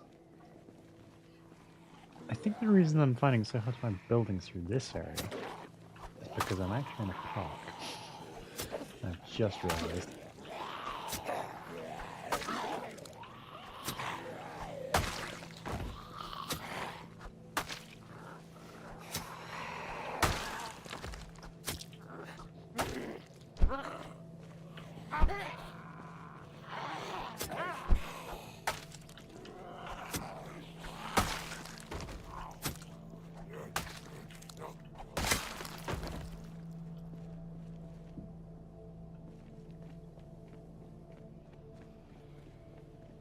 You know, we'll play with hard on for this bit because it seems to be a bit trickier.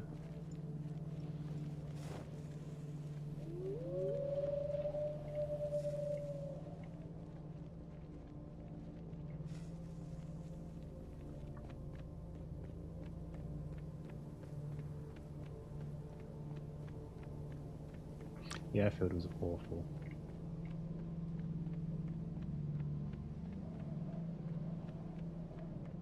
Scenic. Awful. There's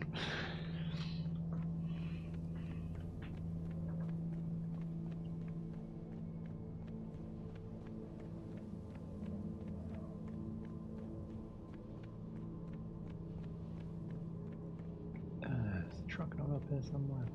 We're going back into cool looking mode.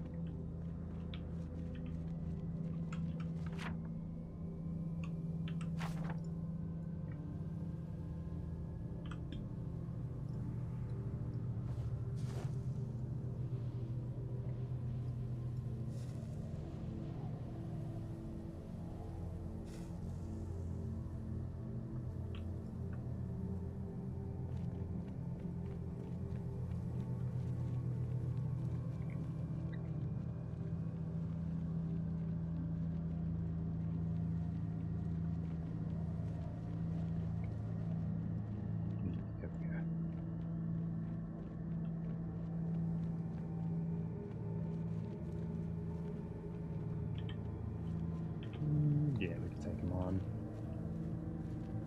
Probably shouldn't, but we technically could.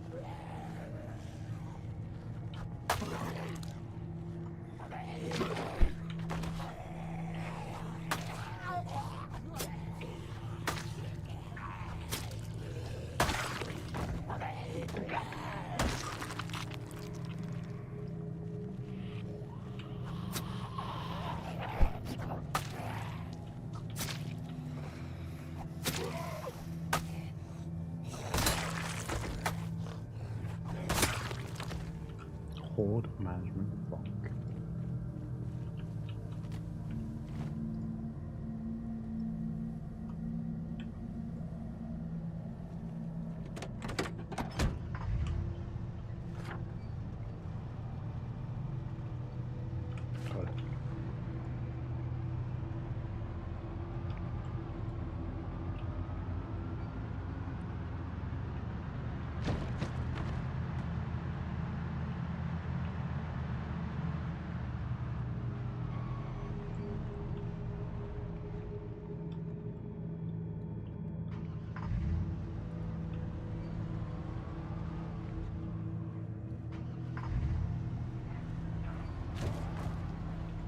2 weeks of... Okay, deal.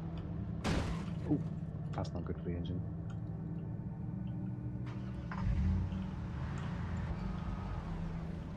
I think I just killed the truck.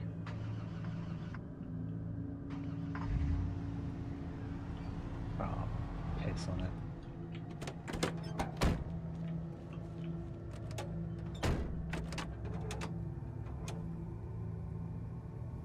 Yep, I killed the truck. Shit. Fine. I got this. You know what? Fuck it. Just a new mission, isn't it? Just a new mission. That's all.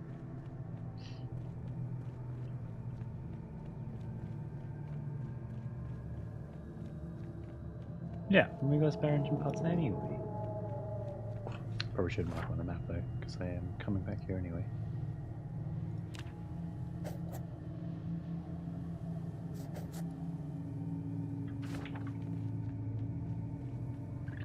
Just keep walking, just keep walking, can I keep walking? Walk, walk, walk, it's getting dark. I have a generator on my own in the forest. I am fucked. Just keep walking, just keep walking. Ignore everything, nothing will kill you. You are safe, everything is safe. I am safe, we are safe, you are safe. I am safe with my generator, I'm gonna die. I'm scared.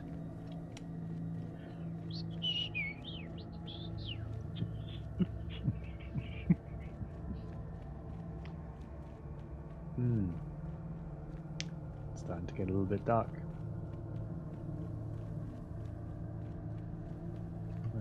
I do have the means to sleep once I'm... Oh shit, hold on. I will have the means to sleep at some point soon. Oh wow, that was close. I'm taking chances with you to this subject. When is this dark? Oh boy, there's another one. There's another two.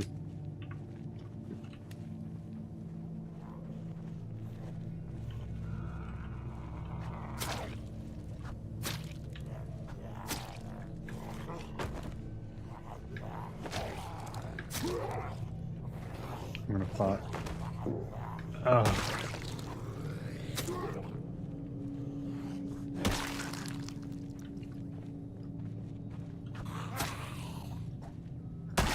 Alright, go back. That lady has in fact disappeared with my knife inside her. Which is awesome. Now I don't have a weapon.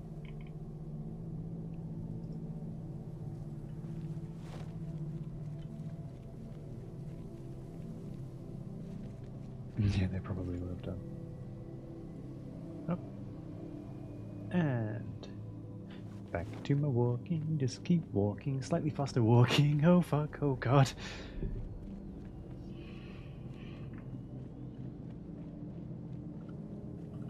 Ooh.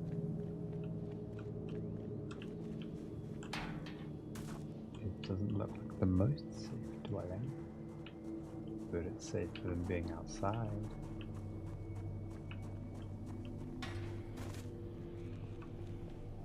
Oh, it's so dark. Okay, this is probably fine. Shit. Well, I mean the generator can stay outside for the night.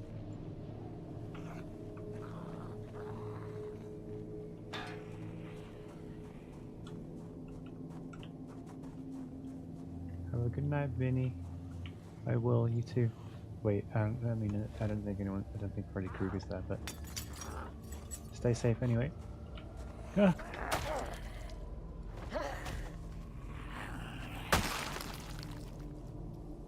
I got this.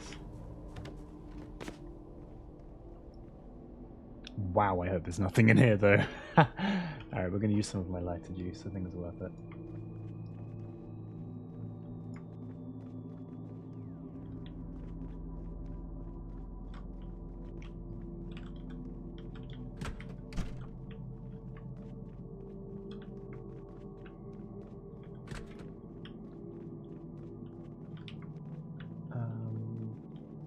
Probably not the safest place to sleep, but it will have to do.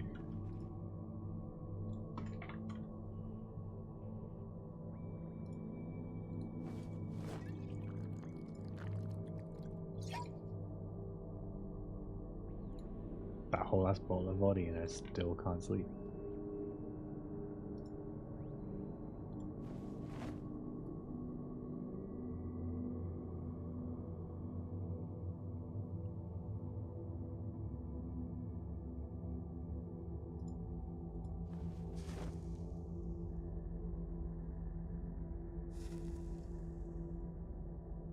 Sleeping pills and vodka, I still can't sleep. I can. Still alive, I'm still alive.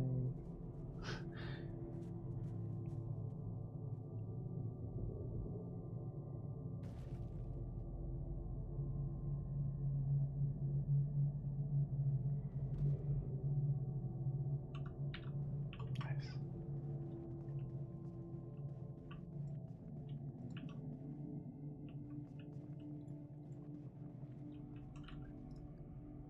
Alright, we're going to take a very quick break, but we're coming back very soon. See you in a second.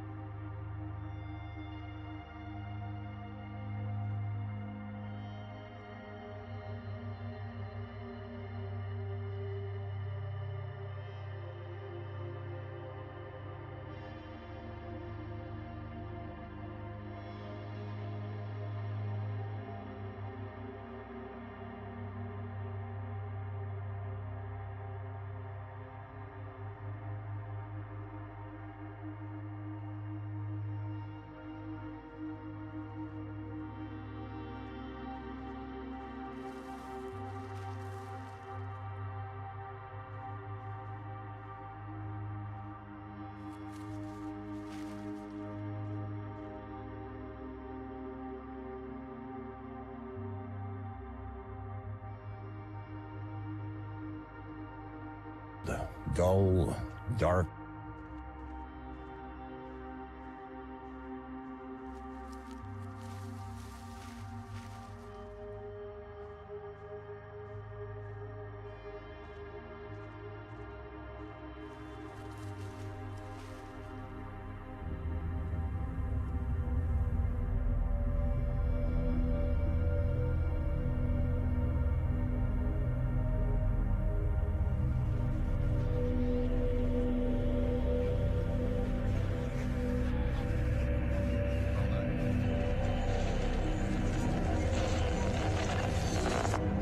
Mrs. French's cat is missing.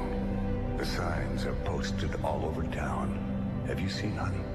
We've all seen the posters, but nobody has seen Honey the cat. Nobody. Until last Thursday morning, when Miss Colette Piscine swerved her car to miss Honey the cat as she drove across a bridge. Well, this bridge, now slightly damaged, is a bit of a local treasure, and even has its own fancy name. Pont de Flac.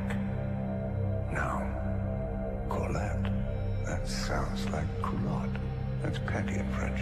And piscine means pool. Panty pool. Flac also means pool in French, so Colette Piscine in French panty pool drives over the Pont de Flac, the pont de pool, if you will, to avoid hitting Mrs. French's cat that has been missing in Ponty Pool. Ponty Pool.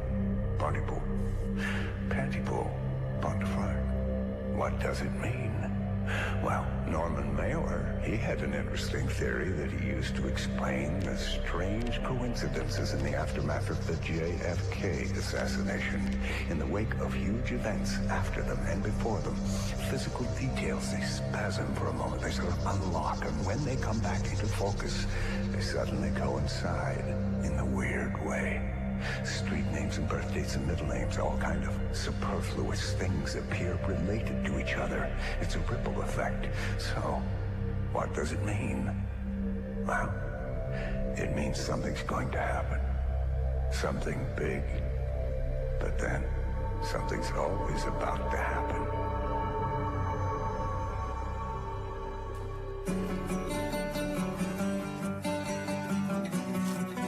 CLSY Beacon Radio, your beacon on the region. You're listening to Mazzy in the Morning with your host, Grant Mazzy. Good morning, Pontypool. This is Radio 660, The Beacon. Down here in the dungeon, under the street they call Drum. I'll be banging the drum for you all morning. I'm Grant Mazzy, and as always, I'll be taking no prisoners. Now, I got my coffee here. And taking a look outside, I'd say that's our top story for today, folks. Now, I had a strange experience on my way into work this morning, and I'd like to get some advice from you people later on. When do you call 911? Think about it. I should mention, our producer, the lovely and talented Miss Sydney Breyer, is here. And lucky Laurel Ann Drummond. She'll be our technical cowgirl today. Now, I didn't know this. Maybe you did, but this is news to me. Laurel Ann did a tour of duty in Afghanistan not too long ago. Well, you're right there, new guy. Everybody does know. She was the Grandmaster of last year's Fall Fair. Yesterday's news. Hey, Oh, sorry, Laurel Ann. I wasn't the Grandmaster. I was the homecoming hero. Okay. I'm sorry. I'm very bad. Whoa, Sydney. Come on, girl. I'm sorry. It's okay. Oh, you just heard an on-air apology from Sydney Breyer. She probably owes Laurel Ann quite a few more. Stay tuned. Now, in our top story today, a big, cold, dull, dark, white, empty, never-ending, blow my brains out, seasonal affective disorder freaking kill me now weather front that'll last all day. Well, maybe when the wind shifts later on, we'll get a little greenhouse gas relief from the industrial south. Hail Mary, yea, though I walk, we go to Ken Loney in the Sunshine Chopper. It's It's always brighter above the clouds, Grant. Hey, Ken, how you doing? How are things in that bird up there? You gonna stay in that bird up there during the storm? Yes, sir. Yes, sirree. Well, that can't be safe. Is that safe, Ken? Well, I'll be up here, Grant, on storm watch, watching all the routes in and around our region. Really? Really, yep. Okay, Ken. Thank you, Ken Loney. Breaking news out of Caesarea this morning. Come on, boy. There we go. Breaking news. The Ontario Provincial Police are reporting a major bust of a significant grow operation in a quiet cul-de-sac in that town. Constable Howard Ng says it's a sign of things to come. These operations in suburban small-town neighborhoods are the grow method of choice. You smoke pot, Sid? Yes, I do. Don't make global warming. Why? I didn't make a joke. I quoted the Bible. There are no jokes in the Bible. Speaking of the Bible, we are in a church. Thanking you, Constable Howard Ng of the Ontario Provincial Police. You know, our local pot growers are engaged in a deadly serious business. Deadly booby traps. Protecting their operations from prying eyes. Landmines have been found in backyards. They have vicious attack dogs and enough ammunition to arm a small country. Now, these are family neighborhoods, folks. If Junior throws a ball through one of their windows, he's just liable to trigger a death squad. What are you doing? My producer said he's talking in my ear. Luckily, you can't hear her. Taking no prisoners. You know what that means? It means full disclosure, whatever the consequences. Full disclosure, Grant. School Really, Sid, closures. really. I need you to read the school closures. Am I That's what really? people need. This is Radio 660, The Beacon. Hey, you want the real skinny on what looks good? Okay, you know, Grant, the whole full disclosure shtick works better in a bigger context. Well, actually, it's what got me fired. Well, there's that too. The thing is that small towns, they already come without prisoners. It's called gossip, and it's way ahead of you. No, Sydney, I'm not talking about gossip. I'm talking about building a relationship with my listeners. You know, shaking them up a little bit. Okay, we do news, weather, sports, local spots. That's what I need you to do. What the hell do you think you have to disclose to us? Anyways, I mean, what is this that you think we need to hear from you? I don't know. Well, actually, I do know, Sydney. I am trying to piss a few people off because that's how it's done. Simple as that. You see, a pissed-off listener is a wide-awake listener, and he ain't gonna change the station. In fact, he may just call his pissed-off brother and get him to listen too. And then his pissed-off brother, he might call his pissed-off, I don't know, preacher. And that, Lady Pryor, is how you build a loyal, listening audience. Oh, okay, well, that all sounds perfectly pleasant, I'm sure, okay? You know, Grant, you're first rate. You're doing a first-rate job. But just let me tell you something. Small towns. They're fiercely proud places with proud people who need to know if the school bus is coming. And so if you come in here with your take no prisoners this and you're pissing everyone off that, people are just gonna think you're a dick. So that it may be seen plain that what he has done has been done through God. Okay. I mean, you're going to embarrass and alienate. Yeah, okay. I said okay. I'm sorry. Just the reality. Okay, Grant, I want your mazziness. I hired your mazziness. I want the mazziness. I just need the mazziness to come in a little slower, a little more get to know you, a little slower. Yeah, I get it. I'm not stupid. No, see, that's not what I meant. I wanted to hear what he was going to say. Come on, he's just going to talk about himself. Okay, Pontypool.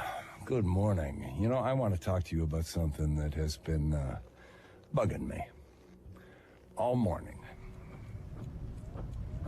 Here's my question, Pontypool. Here's my story. Now, look, I'm driving into work today, and I pull up to the stop sign at Drum and Main, and it's 6:30 in the morning. It's cold, and it's dark. Suddenly, this woman appears out of nowhere. I didn't hit her or anything. My car wasn't even moving. Hey! Hey! Hey! Hey! Hey! Who are you?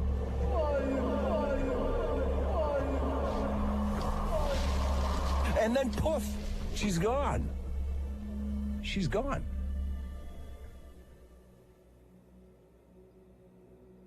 Cold morning. So what do? Do I call 911? Who do I call? No one. Our number is 519-555-3486. Let me know what I gotta do.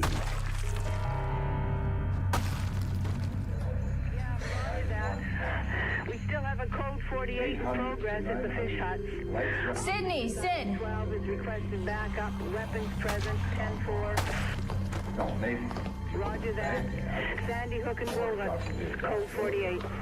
Okay, so what's code 48 really? Means we have a hostage situation. There's 23%. There's nothing on the wire, so I'm gonna key it in right off the police radio. Really, there's nothing on the wire? Yeah, no, I'm not getting anything either. Whatever you do, don't keep this in French yet. Oh, shit. With your host, Grant Mazzy. Pontypool, my Pontypool. We interrupt our call-in segment to bring you breaking news out of our area this morning. Out on Sandy Hook and Wilmot, we have a hostage situation. 2 men are holding a van load of people at gunpoint. The van is apparently towing a fishing hut. Sporadic gunfire has been reported. OPP constables Bob Roseland and Derek McCormick are on the scene. No one knows as yet what these hostage takers want or whether or not they even know the people in the van. But this being the end of ice fishing season, ice hut removal time, the chances that everyone in the ice this morning is drunk is a very distinct reality. Drunk ice fishermen, and dare I say, drunk policemen, drunk officers of the law, drunk Ontario Provincial Police. This is not yet confirmed by our sources, of course, but police, possibly drunk, are reporting that the hostage situation has resolved itself. They have 2 suspects in custody, both unarmed, as it turns out, and the 3 people they were holding have in fact fled the scene. One can only hope that breaking news theme music will accompany this story at some point. There we go. Oh, the state of drunkenness has leveled off to acceptable levels this morning as Buddy Bob Roseland and Deadeye Derek McCormick, OPP Pontypool Division, have contained the hostage situation. We'll be back with updates as the situation hiccups. We now go to Ken Loney in the Sunshine Chopper for a little perspective on your morning drive. Keep an eye out for crazy ladies in the snow, and remember, wherever you're headed, get there safe. Hey, it's your buddy Sam, high up in the Sunshine Chopper. Route book sign, building normally. Come on. You people gotta learn to laugh at yourself sometimes. The story's not funny. Derek McCormick is an alcoholic. Bob Roseland is an alcoholic. They're trying to keep their jobs. Oh. Derek's my brother-in-law. Ex-brother-in-law. Ouch. Grant? Ken Loney's not in a chopper. What? The Sunshine Chopper is Ken's Dodge Dart. He plays sound effects. Ken sits up on a hill for his aerial view. And people are thrilled to have him up there in the sky, flying around in his Sunshine Chopper, even though... Oh, man, I bet they are. Okay. Okay. Okay. Sid? Yeah. I hate winter. Everybody does. No, not like me. These late winters, I feel like I'm living in the basement of the world. It's so cold and so dark. Yeah. Yes, sir. Well, you're gonna be okay. Oh, and Grant.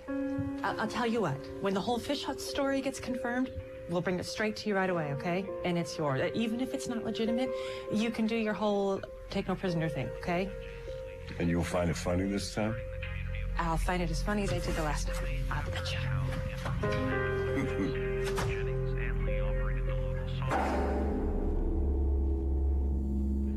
I was talking to Constable Roseland. He's totally serious. He is completely freaked. Something happened this morning on the ice. It's put them all into a state, and now he wants us to drop the story. Drop it? No, it's probably nothing, right? Probably just a hoax. Probably. Anyways, we've got the Lawrence of Arabia cast coming in, so we're going to brighten up the day with that. Laura Land here. Okay, it's Ken Loney. Hey, Ken. Oh, Ken, slow down. Yeah. Ken, where are you? Okay. Ken, slow down. Slow down. And how many?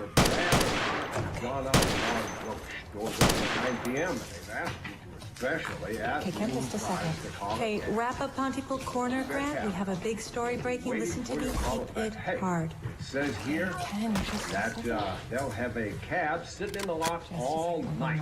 Big Buckendo double bill this weekend, so I'll check it out and make sure it's right that they're both at the same time, but that's what it looks like. We have breaking news out of our region this morning. It seems that a large group of people have gathered outside the offices of Dr. John Mendez. It appears to be a protest of some kind, and officials are describing the crowd as unruly. Now, Dr. John Mendez, you may recall, he was under investigation for writing unnecessary prescriptions. We have an exclusive live report from Ken Loney in the Sunshine Chopper. What can you see there, Ken? Grant, I'm watching literally hundreds of people packed in and around this building, and it looks pretty odd from up here. They seem to be trying to cram themselves inside. Oh, whoa! What's happening, Ken? The side of the office. This building is just burst outward. It's spilling people. It just kind of exploded. Oh, it's an explosion of people. Oh my God! People are getting trampled. These people are getting killed out there. Oh! Ken, do you see any police? Is anybody trying to restore order, down there? No, I don't see... Wait. There's a convoy of trucks and military vehicles. Where did they come from? What the hell? There's helicopters. There's a helicopter at my 2 o'clock and one at... I gotta back up out of here. Okay, Ken, get safe. Yeah, just try to get out of there. The road is blocked. There's definitely fatalities here. Down there, people have just died, Grant. I don't know what the hell has just happened. Well, we're gonna have to see if we can, Ken, are you there, Ken? Okay, we've got nothing on this, Grant. We've got to get some information on what is clearly happening. This is 5 kilometers More from than here. 5 kilometers from the station itself. Okay, don't say a lot, Grant. We need to get this confirmed somehow. Something has happened at a doctor's office here in Pontypool involving a possible riot. I can't get through the OPP. Clearly something has Try Bob Cell. happened here in Pontypool. Okay, we've lost Ken. Go to break. Go to Ken recap, Loney Grant. describe what he saw, or at least what he thinks he saw. You know, the French philosopher Roland Barthes once described trauma as a news photo without a caption, and that, folks, is what I think we have here now. Okay, I've got Steve Van Denzen. He's at the Mendez office, and he's talking about a mob or parade or something. He's very excited. Okay, any word from Ken? Nothing. Okay, I'm gonna keep trying Roseland, see if you can get the straight talk from Van Denzen. Listen, I got a couple of cars just in there. So I have something now, and I'm tossing it all back at you. Okay, great. What do you got? There's still nothing anywhere on the wire regarding this mob scene, but I've got 10 eyewitnesses in town. We're going live with Steve Van Denzen. That's great. Okay, keep it hot, Grant. Girl, you got it. Hit me. Your beacon on the region. You're listening to Mazzy in the Morning with your host, Grant Mazzy. Welcome back, folks, to our developing story where it appears that hundreds of people have been involved in a riot in and around the offices of Dr. John Mendez. You heard our own Ken Loney describe the violent scene. We now go live to eyewitness Steve Van Denzen. Steve.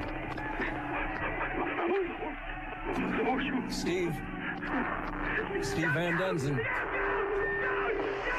Okay, I'm afraid we've lost the signal from Steve Van Denzen. We'll try and return to him later. But we have just had a report from a Pontypool resident that confirms, indeed, a mob was spotted earlier today, headed through town, headed toward the offices of Dr. John Mendez. You know, it's very difficult at this moment to get a fix on what has happened, but clearly, well, you heard our own reporter, Ken Loney, earlier. I don't know, Grant. I don't know. We can't get Ken back on the line. We are still trying to get Ken on the line. I don't know what's going on. We have also learned that some of the perpetrators are speaking in bizarre ways. They're babbling in ways that no one understands. And we don't know if this is a way of trying to terrorize people. We don't know.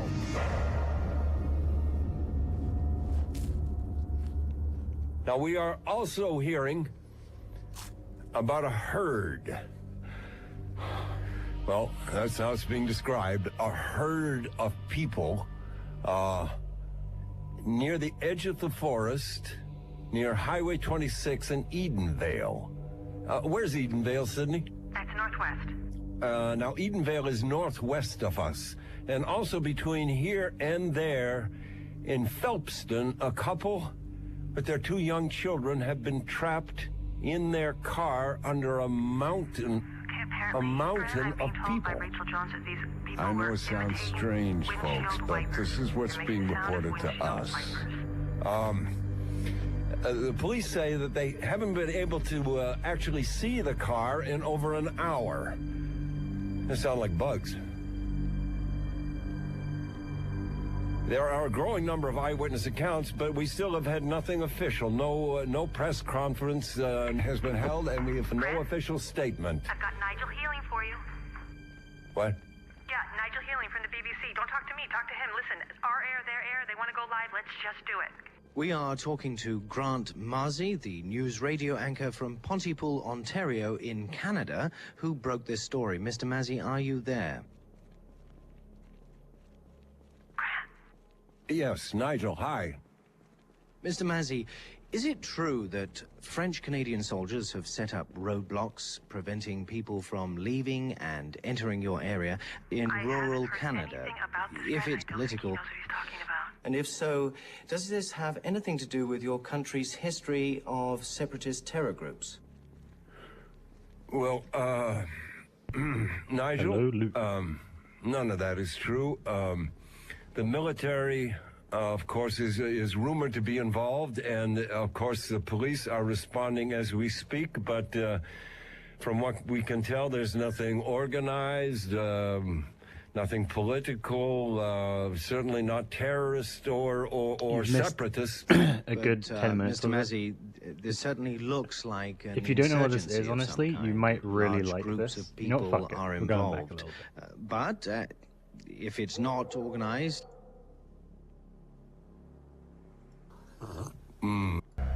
This something big. This. Do you remember when War of the Worlds came out as a radio play? This is another radio play, similar to War of the Worlds, but a lot more fitting to this. CLSY Beacon Radio, your beacon on It's the really, region. really good though. You're Very listening to immersive. Mazzy You'll in like. the morning You'll with your like. host. I don't know if you're sticking Grant around, but Mazzy. you'll like. And it's about 45 minutes long. Good morning, Pontypool. This is Radio 660, The Beacon. Down here in the dungeon, under the street they call Drum. I'll be banging the drum for you all morning. I'm Grant Mazzy, and as always, I'll be taking no prisoners. Now, I got my coffee here.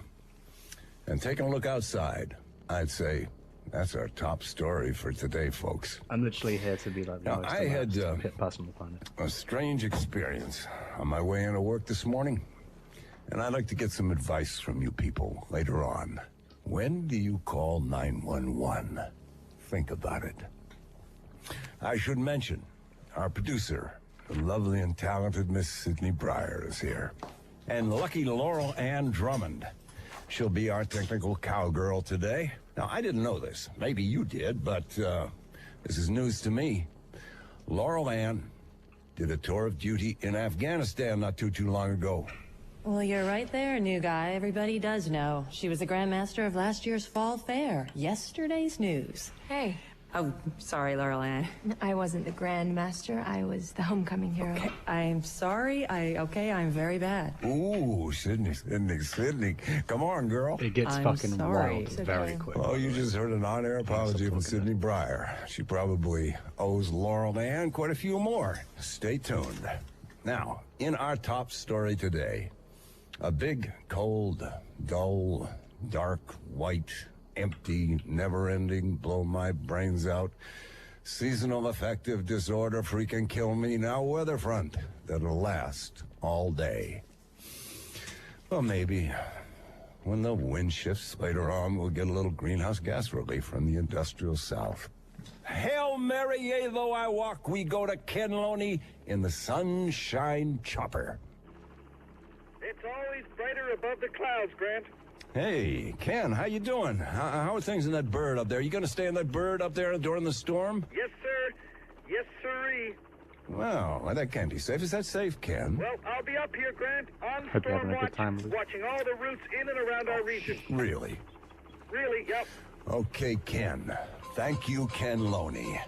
Breaking news out of Caesarea this morning. Come on, boy. There we go. Breaking news. The Ontario Provincial Police are reporting a major bust of a significant grow operation in a quiet cul-de-sac in that town.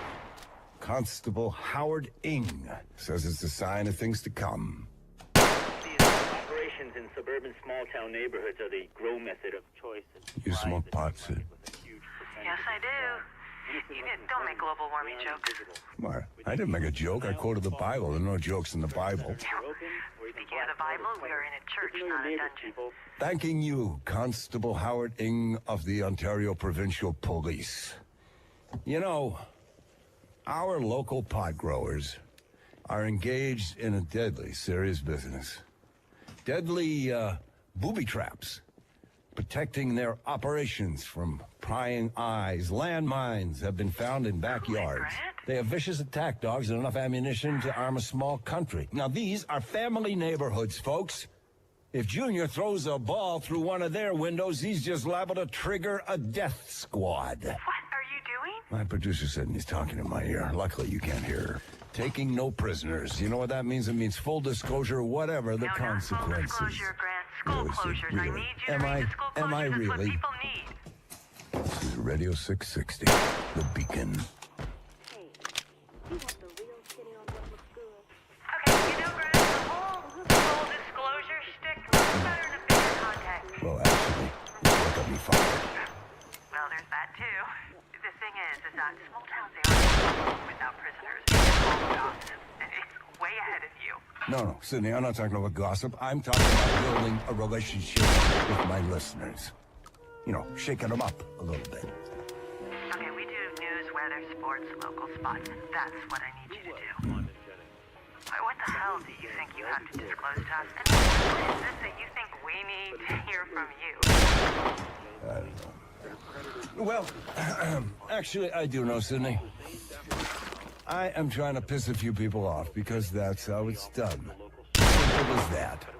A pissed off listener is a wide awake listener, and he ain't gonna change the station. In fact, he may just call his pissed off brother and get him to listen too. And then his pissed off brother, he might call his pissed off, I don't know, preacher. And that, Lady Breyer, is how you build a loyal listening audience. Oh, okay, well, that all sounds perfectly pleasant, I'm sure, okay? You know, Grant, you're first rate. You're doing a first-rate job. But just let me tell you something.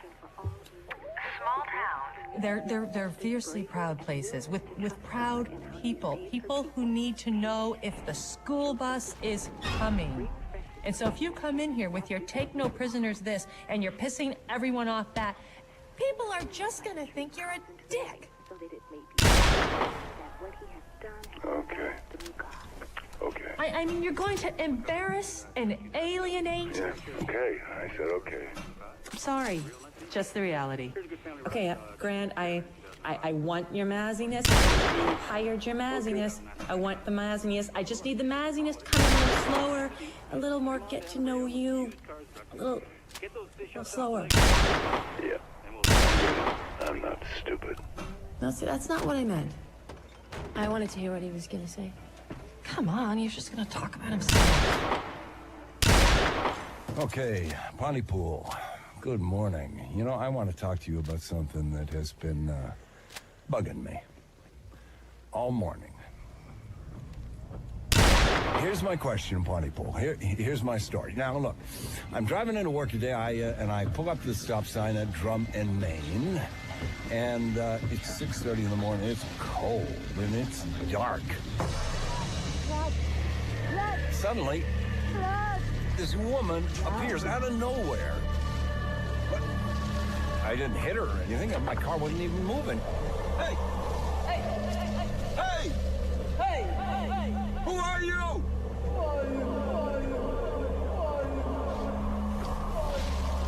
And then poof, she's gone. She's gone.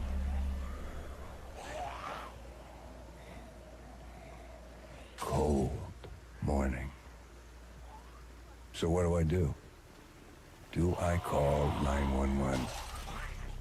Who do I call? No one. Our number is 519-555-3486. Let me know what I gotta do.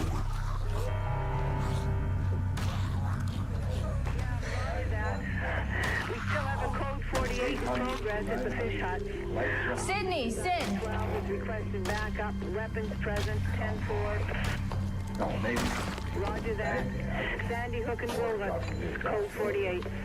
Okay, so what's code 48 really? Means we have a hostage situation. We got 23%. There's nothing on the wire, so I'm gonna key it in right off the police radio. Really, there's nothing on the wire? Yeah, no, I'm not getting anything either. Whatever you do, don't feed this into Grant yet. With your host, Grant Mazzy. Pontypool, my Pontypool. We interrupt our call-in segment to bring you breaking news out of our area this morning. Out on Sandy Hook and Wilmot, we have a hostage situation. 2 men are holding a van load of people at gunpoint. The van is apparently towing a fishing yacht. Sporadic gunfire has been reported. OPP constables Bob Roseland and Derek McCormick are on the scene. No one knows as yet what these hostage takers want or whether or not they even know the people in the van. But this being the end of ice fishing season, ice hut removal time, the chances that everyone in the ice this morning is drunk is a very distinct reality. Drunk ice fishermen, and dare I say, drunk policemen, drunk officers of the law, drunk Ontario Provincial Police. This is not yet confirmed by our sources, of course, but police, possibly drunk, are reporting that the hostage situation has resolved itself. They have 2 suspects in custody, both unarmed as it turns out, and the 3 people they were holding have in fact fled the scene. One can only hope that breaking news theme music will accompany this story at some point. Oh, the state of drunkenness has leveled off to acceptable levels this morning as Buddy Bob Roseland and Deadeye Derek McCormick, OPP Pontypool Division, have contained the hostage situation. We'll be back with updates as the situation hiccups. We now go to Ken Loney in the Sunshine Chopper for a little perspective on your morning drive. Keep an eye out for crazy ladies in the snow, and remember, wherever you're headed, get there safe. Hey, high up in the Sunshine Chopper. Route 9, going northerly. Come on. You people gotta learn to laugh at yourself sometimes. The story's not funny. Derek McCormick is an alcoholic. Bob Roseland is an alcoholic. They're trying to keep their jobs. Oh. Derek's my brother-in-law. Ex-brother-in-law. Gosh. Grant? Ken Loney's not in a chopper.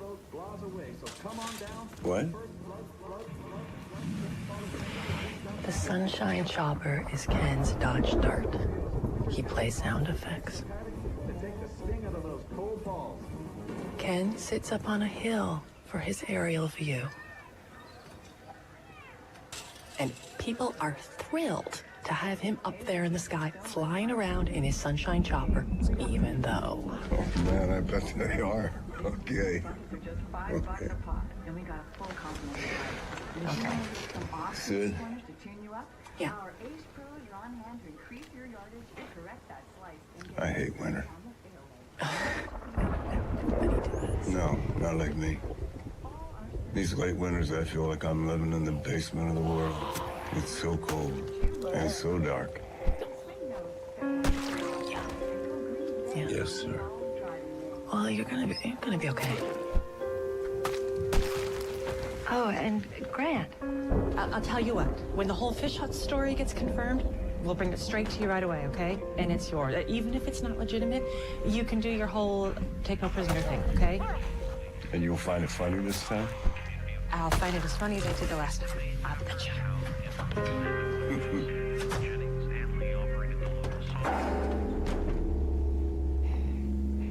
I was talking to Constable Roseland. He's totally serious. He is completely freaked. Something happened this morning on the ice, and it's put them all into a state. And now he wants us to drop the story. Drop it? Well, it's probably nothing, right? Probably just a hoax. Probably. Anyways, we've got the Lawrence of Arabia cast coming in, so we're going to brighten up the day with that. Laura Land here. Okay. It's Ken Loney. Hey, Ken. Oh, Ken, slow down. Yeah. Ken, where are you? Yeah, this isn't such a bad area. Ken, slow It's a down. big city down here as well. Slow down. And how many? Brad O'Connor, Alana, La Roche. Doors open at 9 p.m. and they've asked me to especially ask Okay, Ken, you just a second. guys to call Okay, it. wrap up Pontypool Corner, Grant. We have a big story breaking. Listen to me. Keep it hard. It says here Ken, just a that second. they'll have a cab sitting in the lots all night. Big bucking Buckendo double bill this weekend, so I'll check it out and make sure it's right that they're both at the same time, but that's what it looks like. We have breaking news out of our region this morning. It seems that a large group of people have gathered outside the offices of Dr. John Mendez.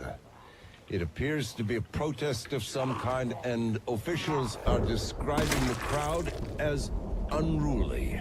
Now, Dr. John Mendez, you may recall, he was under investigation for writing unnecessary prescriptions. We have an exclusive live report from Ken Loney in the Sunshine Chopper. What can you see there, Ken? Grant, I'm watching literally hundreds of people packed in and around this building, and it looks pretty odd from up here. They seem to be trying to cram themselves inside. Oh, whoa! What's happening, Ken? The side of the office. This building is just burst outward. It's spilling people. It just kind of exploded. Oh, it's an explosion of people. Oh my God! People are getting trampled. These people are getting killed down there. Oh! Do you see any police? Is anybody trying to restore order, down there? No, I don't see... Wait. There's a convoy of trucks and military vehicles. Where did they come from? What the hell? There's helicopters. There's a helicopter at my 2 o'clock and one at... I gotta back up out of here. Okay, Ken, get safe. Yeah, just try to get out of there. The road is blocked. There's definitely fatalities here. Down there, people have just died, Grant. I don't know what the hell has just happened. Well, we're gonna have to see if we can, Ken, are you there, Ken? Okay, we've got nothing on this, We've got Grant. to get some information on what's really happening. This is 5 kilometers More from than here. 5 kilometers from the station itself. This Okay, is don't what we say a have. lot, We Grant. We have, need to get this confirmed somehow. Something has happened at a doctor's office here in Pontypool involving a possible riot. I can't get through the OPP. Clearly something has Try Bob Cell. happened here in Pontypool. Okay, we've lost Ken. Go to break. Go to Ken recap, Loney Grant. describe what he saw, or at least what he thinks he saw. You know, the French philosopher Roland Barthes once described trauma as a news photo without a caption, and that, folks, is what I think we have here now. Okay, I've got Steve Van Denzen. He's at the Mena's office, and he's talking about a mob or parade or something. He's very excited. Okay, any word from Ken? Nothing. Okay, I'm gonna keep trying Roseland, see if you can get the straight talk from Van Denzen. Listen, I got a couple of cars just in that 2007 Jeep Grand Cherokee. So I have something now, and I'm tossing it all back at you.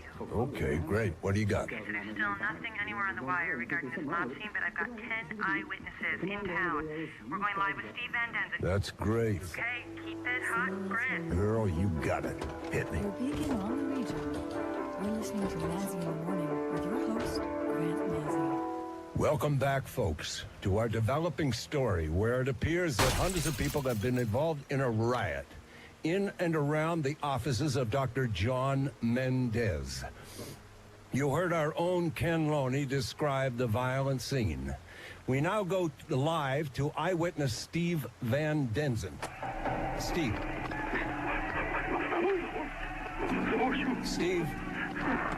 Steve Van Denzen.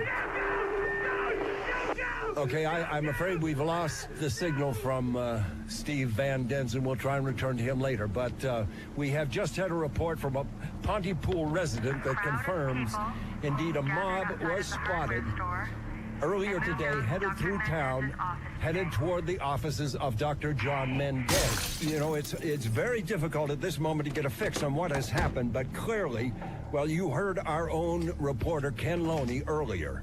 I don't know, Grant. I don't know. We can't get Ken back on the line. We are still trying to get Ken on the line. I don't know what's going on. We have also learned that some of the perpetrators are speaking in bizarre ways. They're babbling in ways that no one understands. And we don't know if this is a way of trying to terrorize people. We don't know.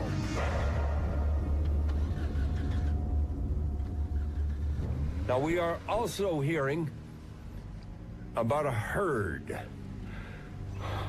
Well, that's how it's being described. A herd of people near the edge of the forest, near Highway 26 in Edenvale. Where's Edenvale, Sydney? That's northwest. Now, Edenvale is northwest of us. And also between here and there, in Phelpston, a couple with their 2 young children have been trapped in their car under a mountain. A mountain of people. I know it sounds strange, folks, but this is what's being reported to us. The police say that they haven't been able to actually see the car in over an hour. They sound like bugs. There are a growing number of eyewitness accounts, but we still have had nothing official. No press conference has been held, and we have no official statement. I've got Nigel Healing for you. What? Yeah, Nigel Healing from the BBC. Don't talk to me, talk to him. Listen, our air, their air, they want to go live. Let's just do it. We are talking to Grant Mazzy, the news radio anchor from Pontypool, Ontario in Canada, who broke this story. Mr. Mazzy, are you there? Yes, Nigel, hi. Mr. Mazzy, is it true that French-Canadian soldiers have set up roadblocks preventing people from leaving and entering your area in rural Canada? If it's political, and if so, does this have anything to do with your country's history of separatist terror groups? Well, Nigel, none of that is true. The military, of course, is rumored to be involved, and of course the police are responding as we speak, but from what we can tell, there's nothing organized, nothing political, certainly not terrorist or separatist. But, Mr. Mazzy, this certainly looks like an insurgency of some kind. Large groups of people are involved.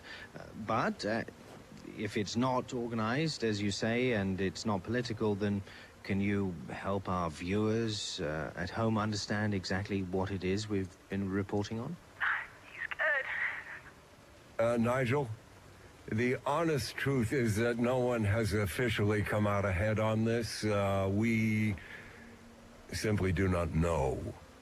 There you have it. A series of strange riots and violent mob scenes in rural Canada that no one, I repeat, no one can explain.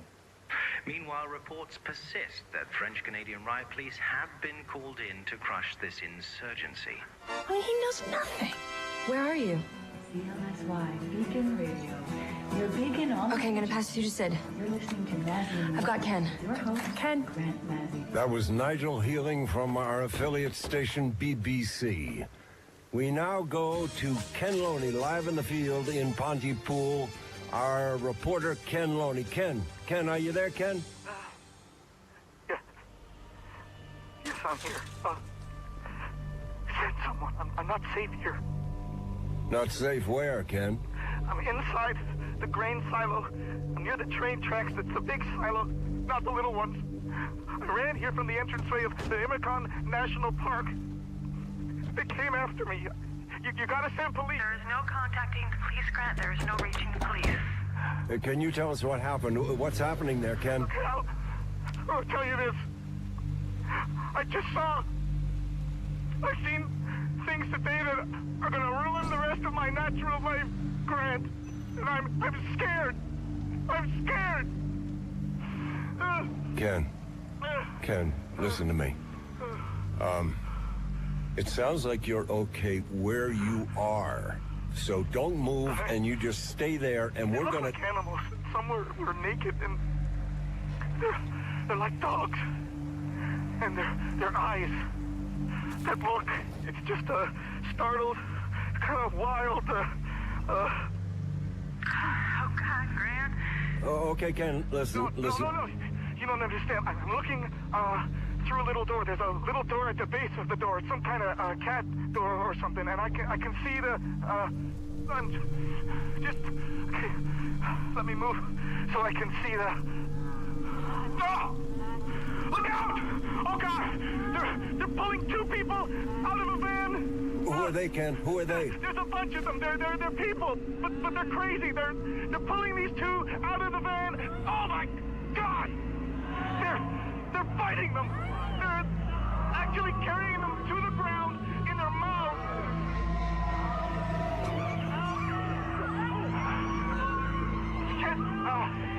Can't see that they're fighting. They're just fighting. They look like a school of fish, like a frenzy, a piranha. It's almost as if it's like it's just how it looks, I guess. But it looks like these people are trying to climb or eat their way inside, and they're so desperate, like they have to be inside.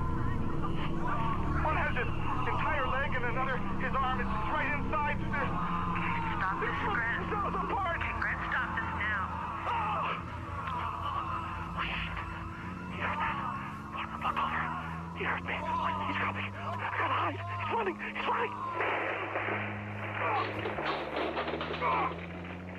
Ken, get out of there.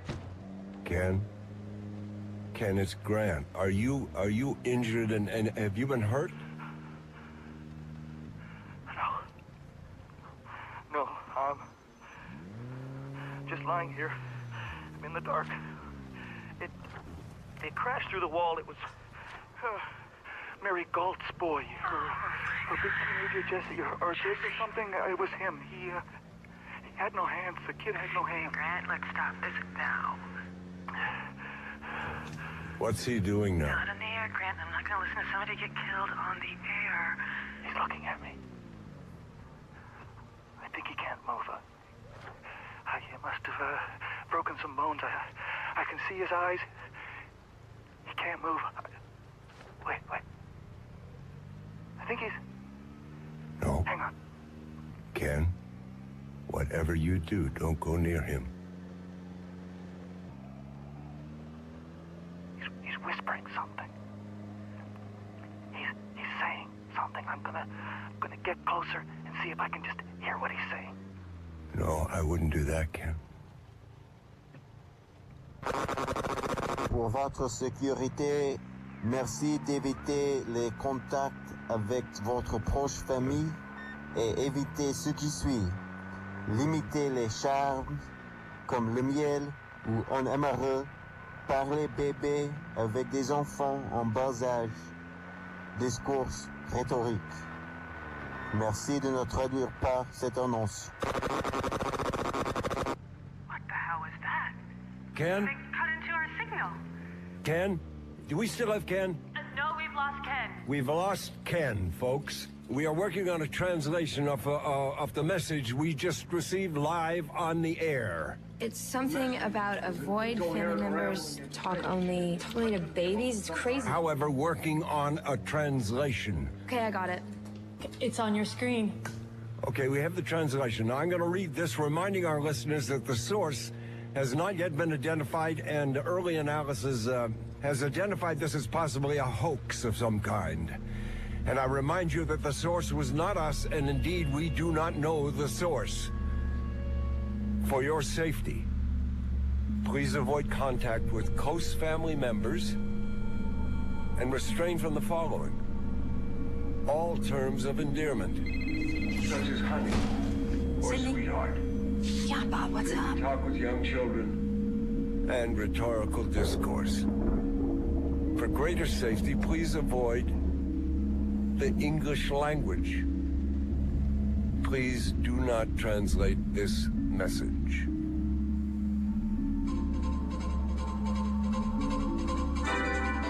What do you got? That was Bob Roseland. I got a couple of cars just in the... He said that we have to stay inside. Pontypool is under quarantine. Everybody has to stay inside at all times.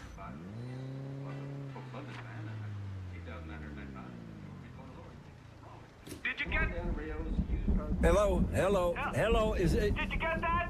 Ken? Did you get? I'm sending you some audio with my phone. Oh, thank God. Ken, are you there? Did you get that? No, Ken, I didn't get it. I don't get anything right now. Okay, I'm gonna try that again.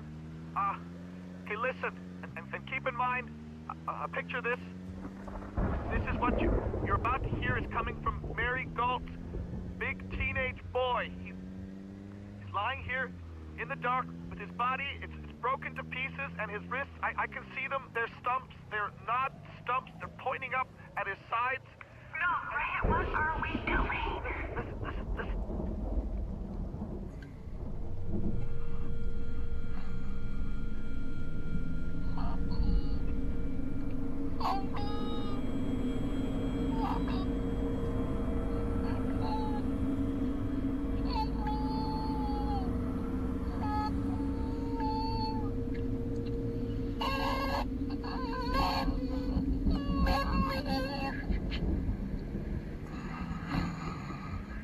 Did you hear that? I don't even know how he's doing that. It sounds like there's a child is screaming inside his breath. Is this actually happening, Ken? Okay, easy, Grant, easy.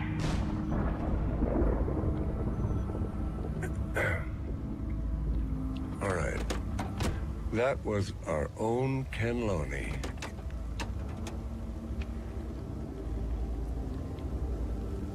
What? That was our own Ken Loney interviewing a screaming baby coming from Mary Galt's eldest son's last dying gasps. He's gone missing several times. So, did anything, this crazy ever happen to you in Afghanistan? To make a special announcement. No, sir. Leave the situation I brought back in my head. The Probus Memoriam and the Lions Memoriam will be separate services. Wait, what do you mean? Memorials on CLS1 I don't really know. are brought to you by Coordinate Monuments. Family and memories. I'm gonna go see if Mr. Massey's missing. Cast your Missing. Missing. As in, I mean, Mr. Mazzy. Mr. Mazzy's missing as in, he's not here. Well, honey, he's in the sound booth. Yeah, I know, I just... Okay? I'm gonna go.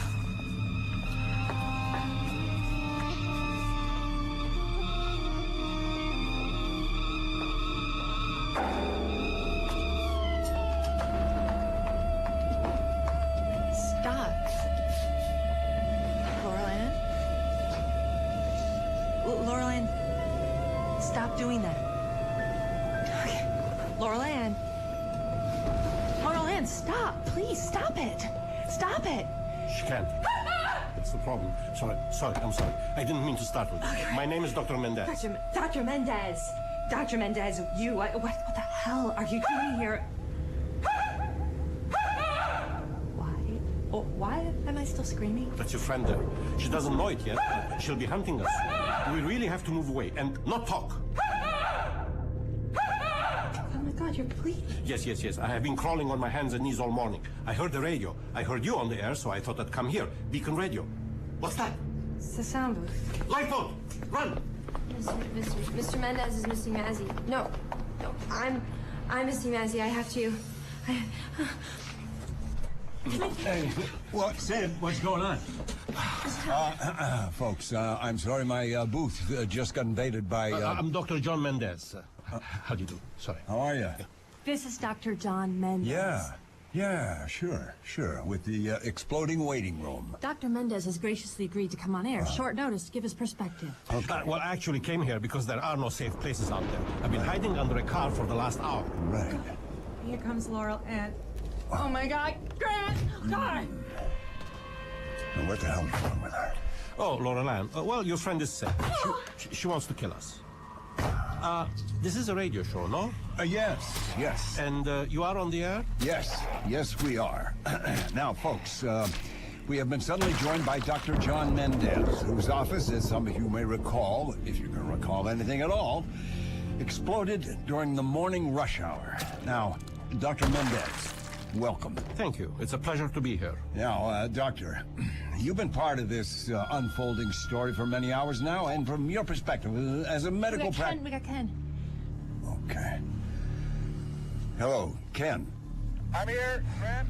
Ken Loney reporting from inside a grain silo. Ken, we were very worried about you, Ken. I think I'm okay, but the person that was in here with me, he has died. Have you been there all this time? Yeah, I haven't moved, but you can hear crowds from time to time passing by outside. Can you hear what they're saying? Are they saying anything? I have, yeah, you can hear them. Well, they weren't talking, really. They were just sort of chanting something about, look out for U-boats. Look out for U-boats. Look out for U-boats. Were they all saying this, Ken? Yeah, all of them. It's a symbol of the disorder. A symbol of the disorder? You mean a symptom? It's a simple... I have a problem. What's happening there, Ken? Do you need to get someplace safer? No, that's not it. What's going on, Ken? It's gonna sound weird. I can't stop thinking. Do you have a sample? I'm sorry? Sample? A sample of what? Just a sample. I think a simple kind of sample. This is what I was saying. I need to... I can't stop some sample. So sample of what I'm trying to... Sample of what I'm trying to say. Just try to stay calm, Ken. What I'm trying to say. Grant. Ken? Yeah. Ken? I'm just gonna try to... Can you think? I can. Yeah. Let's stick to simple questions. Simple. Simple question. Simple. That's it. He's gone. This is what he is now. He's just a crude radio signal. He's seeking. Simple.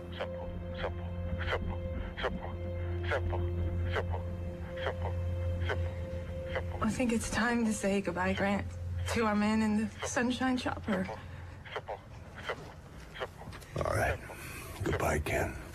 Goodbye from all of us. Everyone listening.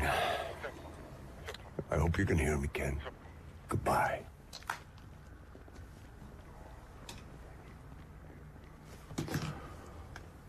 He's gone. Well, I mean, he's gone somewhere. I'm so sorry, Sydney.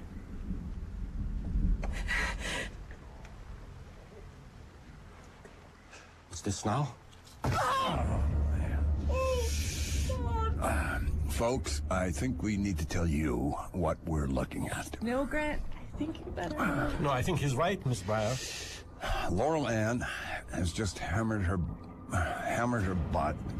Well, actually, she hammered her head off the sound booth wall. There's blood and tissue all over the glass. Stop. She's been eating things. Yeah. She's running back into the control room. Well, it's hard to see. Glass isn't clear anymore, but she appears to be pulling things apart with her teeth. What's she doing? I think she's eating radio. I mean, she's eating things that she hears. There is a strong connection between... Okay. Okay. Folks, there she is. And, well, her face is, she's been eating wires, it looks like, and what's wrong with her cheek? Oh, my God. Oh, I think she bit down on some piece of equipment so ferociously that it has been pushed through the roof of her mouth and has come out through her cheek. I've seen this too. It kills them. Oh, God.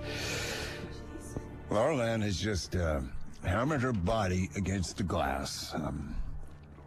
Was all that in her mouth? Not technically. I think some of that is her mouth and her throat. We are seeing a person's desire to escape the body exceeding the body's own instinct for self-preservation. Right. Can she read lips? Ah, good question. She's going. Read lips. Sorry, doctor. I mean, it's just a very interesting thing you have said. Can they read lips? Oh, really? Interesting how? I remind our listeners that we are talking to Dr. John Mendez. It can't be. It can't be. What? It's impossible. What's impossible, Doctor? It is an infection. It is viral. That much is clear. But not of the blood. Not blood, not in the air, not on or even in our bodies. But here. Where? It's in words. Not all words, not all speaking, but in some. Some words are infected. And it spreads out when the contaminated word is spoken, like a sneeze. A sneeze? We are at the deep sea heat vents. We are witnessing the emergence of a new arrangement for life, and our language is its host. I assure you that a monster is bouncing through your language, frantically trying to keep its host alive. Should we even be talking about this? Should we be talking at all? Talking about what, Grant? Talking about what exactly? To be safe, no. Probably not. Talking is risky, and, yes, talk radio is high risk, I would say, so we should stop. But, I think we need to tell people this. We need to tell people. We have to get this out. It's your call, Mr. Mazzy. Let's just hope that what you're getting out isn't destroying your world. Here she comes.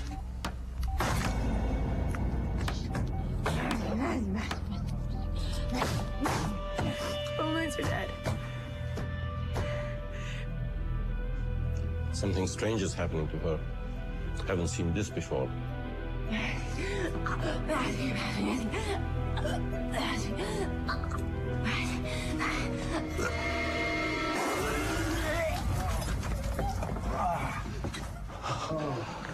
Oh, That is new. Yeah. That's what happens when the victim cannot find the victim. This is the fate they are trying to escape. My God, that was impressive. She's got to breathe. Ooh. Yes, no, and singularly monstrous. Defies comprehension. I'm sorry. Above your face. Let's get out of here. Okay, with me. No. This is the same situation I had at my office. There are probably hundreds pressed to the walls of this building. What we need is a flamethrower. Mike? I thought we weren't supposed to talk. What?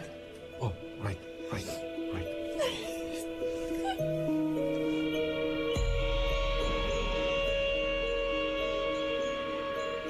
In French. We can speak in French. Parlez français. Oui? Parlez-vous français? Oui? Oui, petit peu, Grant. Oh, sure. Parlez-vous français? I don't speak French. Right. Zephyr? Tu penses le docteur est malade? Pause too? So Zephyr's clapped eyes on him. Qu'est-ce qu'il parle? Il est infecté. Je ne sais pas. What's he saying? In French, en français. Sure. Il va blower.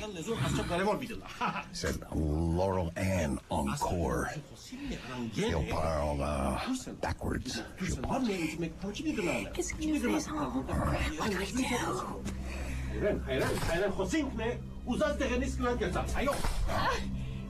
But he's gone. But il va. Grant, they're gonna kill him. What does he do? Pourquoi? Il va. No. I think the good doctor's smarter than we thought. He's wrapped himself in another language. English can't get to him. Grant, en français, nous, peut-être, nous partir. Aussi, mais seulement nous parlons en français, oui. Oh, yeah, good luck. I got about 100 feet worth.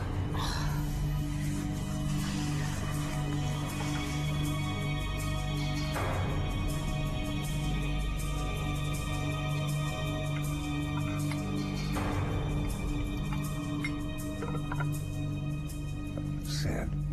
We're not talking. I'm drunk. God.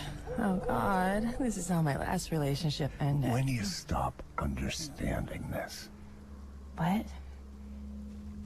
Oh, God. Oh, God. You're gonna eat me soon, aren't you? Oh, that's okay. That's okay. You'll be the killer. I don't want to be the killer. No. It's something Mendez said. It's understanding an infected word that copies the virus.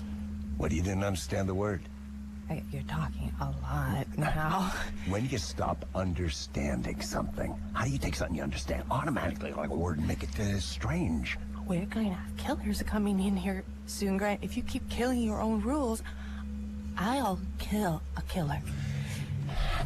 If I no longer understand an infected word, will that disinfect it? That's the question. How? Without distorting it, how do I not understand? You kill the word that's killing you. You kill the word that's killing you. You repeat. It happens sometime. As a kid, I remember repeating a word until it became unrecognizable. What, is that why they repeat things? Is that some kind of immune system response? I think you have to kill all the killing. But it doesn't work. They get sick anyway. I mean, how do you make a word unrecognizable? How? In what words? Kill. Kill. Kill. Sid? Sid? Are you okay? Kill. Oh, okay. No, stop. Don't say anything. You have an infected word. You are infected. We know the word. Okay. Kill isn't kill. Kill isn't kill. Kill doesn't mean kill. I don't know. Kill isn't kill. Kill is blue. Kill is sunshine. I don't know. Kill is living. Kill is eating. Kill. Oh God, I'm sorry. Kill is happy ending. Kill is not kill. Kill is kiss. Kill is kiss. Kill is kiss. Is that it? Kill is kiss. Sure. That's it. Kill is kiss. What is kill? Kiss. Kiss is kill. Kiss is kill. Kiss me. What? Kiss me.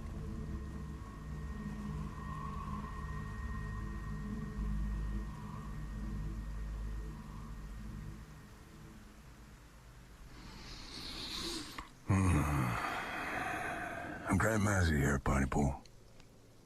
I don't know who's out there. Whether you're listening to this or eating your radios.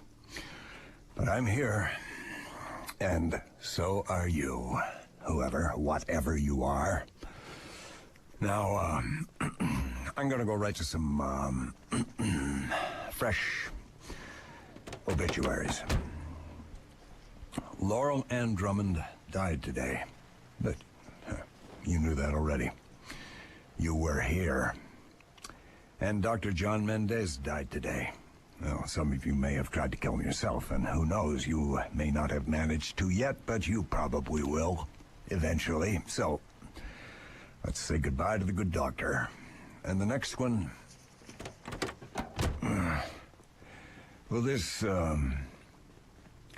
probably the last obituary you will hear on this radio is different.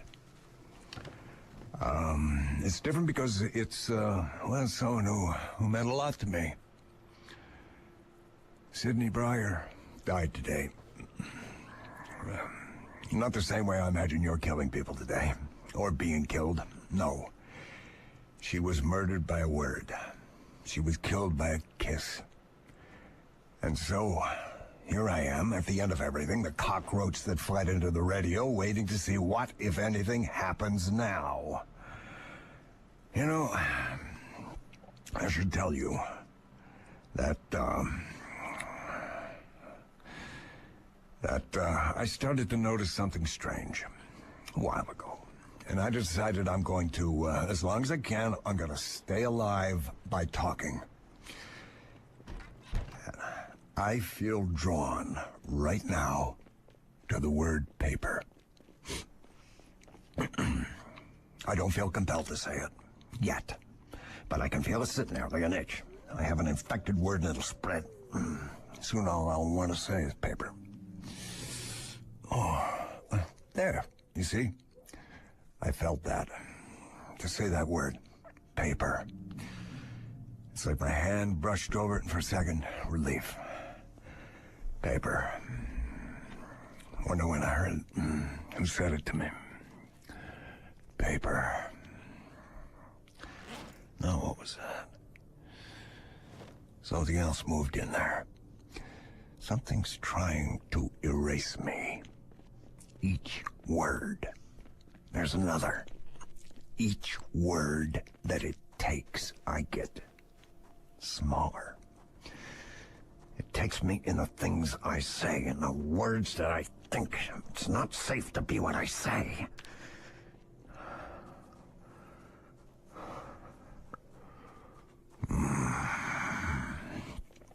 Talk to me.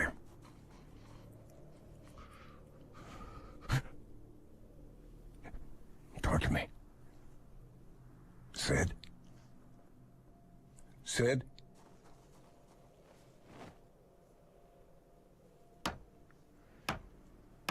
You don't understand this. This is least. I'm a thing that may not have even happened on paper, that may not have been. Hiding. Paper. Paper. Paper. Paper. Paper. Paper.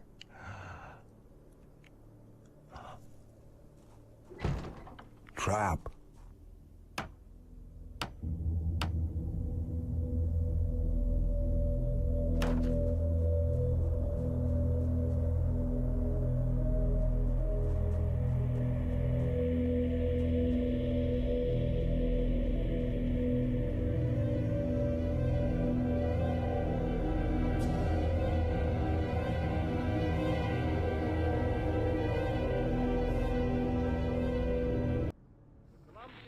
Broadcasting System and its affiliated stations present Orson Welles and the Mercury Theater on the Air in The War of the Worlds by H.G. Wells.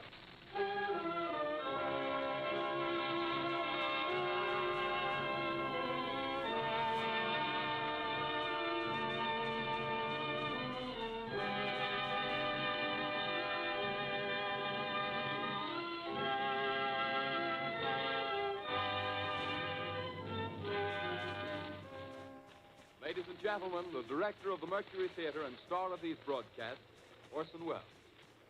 We know now that in the early years of the 20th century, this world was being watched closely by intelligences greater than man's, yet as mortal as his own. We know now that as human beings busied themselves about their various concerns, they were scrutinized and studied, perhaps almost as narrowly as a man with a microscope might scrutinize the transient creatures that swarm and multiply in a drop of water. With infinite complacence, people went to and fro over the earth about their little affairs, serene in the assurance of their dominion over this small, spinning fragment of solar driftwood, which by chance or design, man has inherited out of the dark mystery of time and space. Yet across an immense ethereal gulf, minds that are to our minds as ours are to the beasts in the jungle, intellects vast, cool, and unsympathetic, regarded this earth with envious eyes and slowly and surely drew their plans against us. In the 39th year of the 20th century came the Great Disillusionment. Near the end of October, business was better. The war scare was over. More men were back at work. Sales were picking up. On this particular evening, October 30th, the Crosley service estimated that 32 million people were listening in on radios. Change in temperature. A slight atmospheric disturbance of undetermined origin is reported over Nova Scotia, causing a low-pressure area to move down rather rapidly over the northeastern states, bringing a forecast of rain accompanied by winds of light gale force. Maximum temperature 66, minimum 48. This weather report comes to you from the Government Weather Bureau. We take you now to the Meridian Room in the Hotel Park Plaza in downtown New York, where you will be entertained by the music of Raymond Raquello and his orchestra.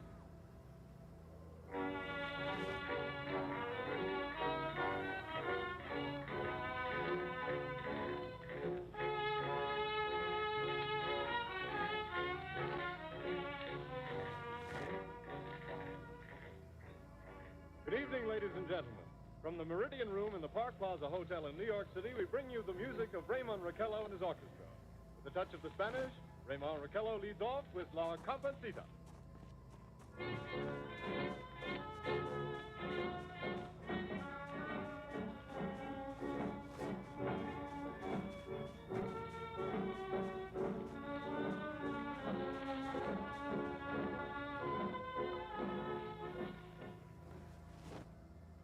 Ladies and gentlemen, we interrupt our program of dance music to bring you a special bulletin from the Intercontinental Radio News. At 20 minutes before 8 Central Time, Professor Farrell of the Mount Jennings Observatory, Chicago, Illinois, reports observing several explosions of incandescent gas occurring at regular intervals on the planet Mars. The spectroscope indicates the gas to be hydrogen and moving toward the Earth with enormous velocity.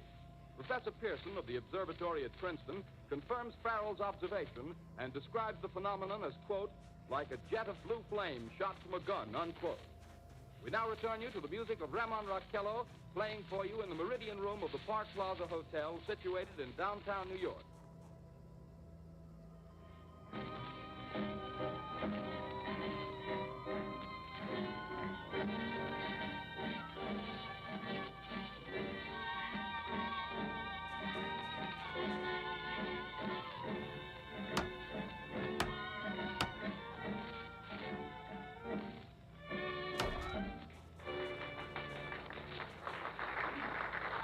And now a tune that never loses favor, the ever-popular Stardust, Raymond Raquello and his orchestra.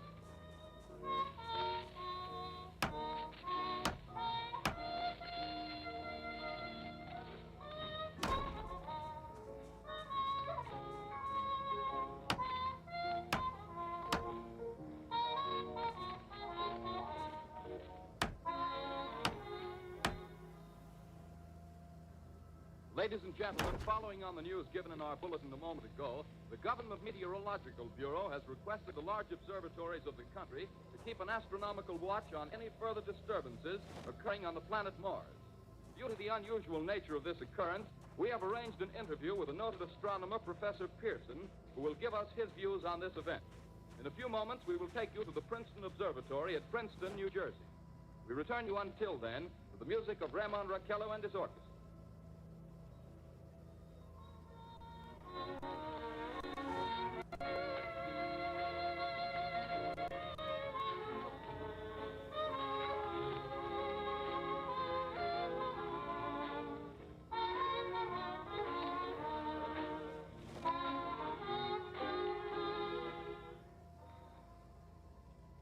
We are ready now to take you to the Princeton Observatory at Princeton, where Carl Phillips, our commentator, will interview Professor Richard Pearson, famous astronomer. We take you now to Princeton, New Jersey. Good evening, ladies and gentlemen. Carl Phillips speaking to you from the observatory at Princeton. I'm standing in a large semicircular room, pitch black except for an oblong split in the ceiling. Through this opening, I can see a sprinkling of stars that cast a kind of frosty glow over the intricate mechanism of the huge telescope. The ticking sound you hear is the vibration of the clockwork.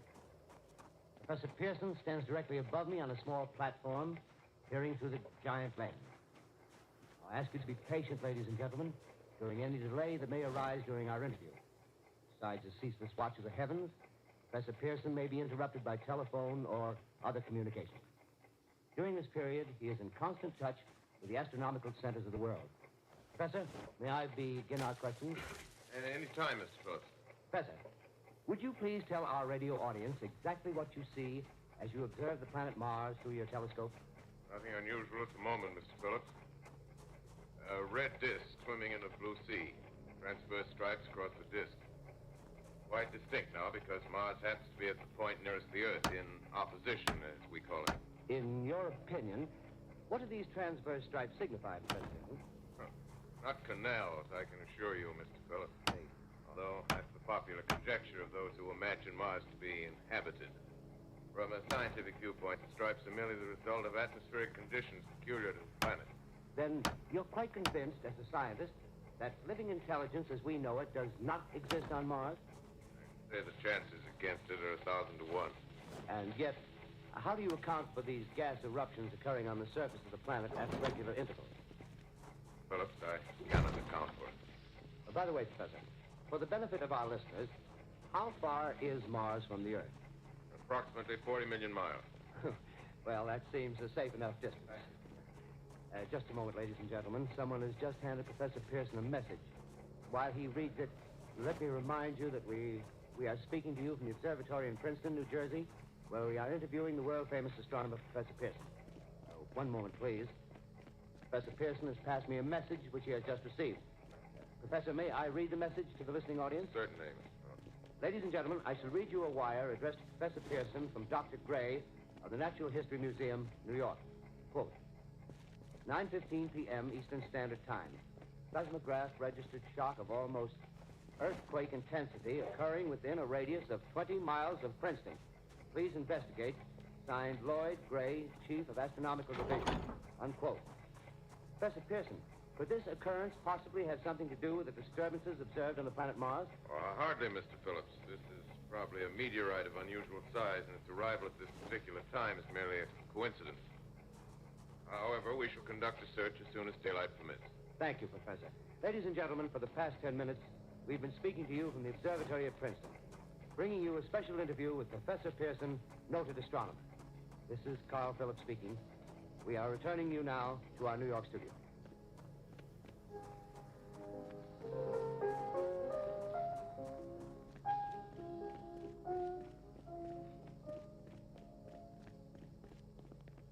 Ladies and gentlemen, here is the latest bulletin from the Intercontinental Radio News. Toronto, Canada. Professor Morse of Macmillan University reports observing a total of 3 explosions on the planet Mars between the hours of 7:45 p.m. and 9:20 p.m. Eastern Standard Time. This confirms earlier reports received from American observatories. Now, nearer home, comes a special bulletin from Trenton, New Jersey. It is reported that at 8:50 p.m., a huge flaming object, believed to be a meteorite, fell on a farm in the neighborhood of Grover's Mill, New Jersey, 22 miles from Trenton. The flash in the sky was visible within a radius of several hundred miles, and the noise of the impact was heard as far north as Elizabeth. We have dispatched a special mobile unit to the scene, and we'll have our commentator, Carl Phillips, give you a word picture of the scene as soon as he can reach there from Princeton. In the meantime, we take you to the Hotel Martinet in Brooklyn, where Bobby Millett and his orchestra are offering a program of dance music.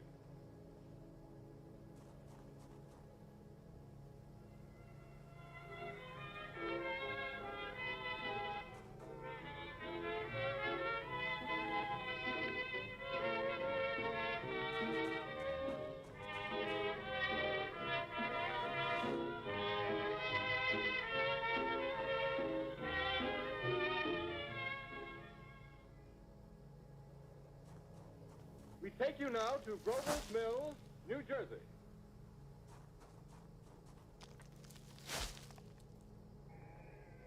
Ladies and gentlemen, this is Carl Phillips again, out at the Wilmot Farm, Grover's Mill, New Jersey. Professor Pearson and myself made the 11 miles from Princeton in 10 minutes. Well, I hardly know where to begin. Paint for you a word picture of the strange scene before my eyes, but nothing out of a modern Arabian Night. Well, I just got here. I haven't had a chance to look around yet. I guess that's it. Yes, I guess that's the thing directly in front of me. Half buried in a vast pit. Must have struck with terrific force. The ground is covered with splinters of a tree. It must have struck on its way down. But I can see the object itself doesn't look very much like a meteor. At least not the meteors I've seen. It looks more like a huge cylinder. Has a diameter of, what would you say, Professor Pearson? What's that? What would you say, what's the diameter of this? About 30 yards. About 30 yards. The metal on the sheath is, well, I've never seen anything like it. The color is sort of yellowish white. There's curious spectators now are pressing close to the object in spite of the efforts of the police to keep them back. Getting in front of my line of vision. Would you mind standing one side, please? While the police are pushing the crowd back. Here's Mr. Wilmot, owner of the farm here. He may have some interesting facts to add. Mr. Wilmot, would you please tell the radio audience as much as you remember of this rather unusual visitor that dropped in your backyard? Step closer, please. Ladies and gentlemen, this is Mr. Wilmot. I was listening to the radio. Closer and louder, please. Pardon me? Louder, please, closer. Yes. I was listening to the radio and kind of drowsy. The professor fellow was talking about Mars, so I was half dozing and half... Yes, Mr. Wilmot, and then what happened? Well, as I was saying, I was listening to the radio, kind of halfway. Yes, Mr. Wilmot, and then you saw something. Not first off. I heard something. And what did you hear? A hissing sound like this. Kind of like a 4th of July rocket. Yes, then what? I turned my head out the window and would have sworn I was asleep and dreaming. Yes? I seen a kind of greenish streak and then zingo. Something smacked the ground, knocked me clear out of my chair. Well, were you frightened, Mr. Wilmot? Well, I ain't quite sure. I reckon I was kind of riled. Well, thank you, Mr. Wilmot. Thank you very much. Yeah, you want me to No, that's quite all right. That's plenty. Ladies and gentlemen, you've just heard Mr. Wilmot, owner of the farm where this thing has fallen. I wish I'd convey the atmosphere, the background of this fantastic scene. Hundreds of cars are parked in a field in back of us, and the police are trying to rope off the roadway leading into the farm, but it's no use. They're breaking right through. Cars' headlights throw an enormous spotlight on the pit where the object's half buried. Now, some of the more daring souls now are venturing near the edge. The silhouettes stand out against the metal sheen.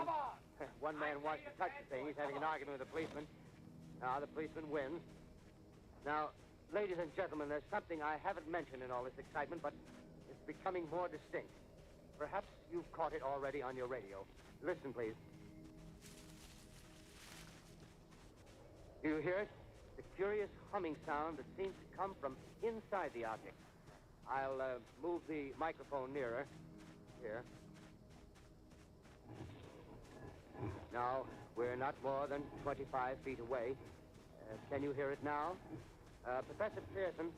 Yes, Mr. Can you tell us the meaning of that scraping noise inside the thing? Possibly the unequal cooling of its surface. I say, do you still think it's a meteor, Professor? The metal casing is definitely extraterrestrial. Not found on this Earth. Friction with the Earth's atmosphere usually tears holes in a meteorite. This thing is smooth and you can see it's cylindrical shape. Something's happening. Ladies and gentlemen, this is terrific. This end of the thing is beginning to flake off. The top is beginning to rotate like a screw, and the thing must be hollow. Move it! Keep back there! Keep back there! Keep those men back! Keep back there! Keep those idiots back! Take off! The top blew! Go, Bill! Stand back! Ladies and gentlemen, this is the most terrifying thing I've ever witnessed. Wait a minute. Someone calling someone or something. I can see coming out of that black hole two luminous discs. The eyes, it might be a face, might be almost but heavens, something wriggling out of the shadow like a gray snake. Now it's another one, and another one, and another one. They look like tentacles to me. I can see the thing's body. Now it's large as a bear. It glistens like wet leather. The face, ladies and gentlemen, it's indescribable. I can hardly force myself to keep looking at it. It's so awful. The eyes are black, and they gleam like a serpent. The mouth is a kind of V-shape with saliva dripping from its rimless lips that seem to quiver and pulsate, and the monster, or whatever it is, can hardly move. It seems weighed down by possibly gravity or something. The thing's rising up now, and the crowd falls back. There seems plenty. The most extraordinary experience, ladies and gentlemen. I can't find words. Well, I'll pull this microphone with me as I talk. I'll have to stop the description till I can take a new position. Hold on, will you please? I'll be right back in a minute.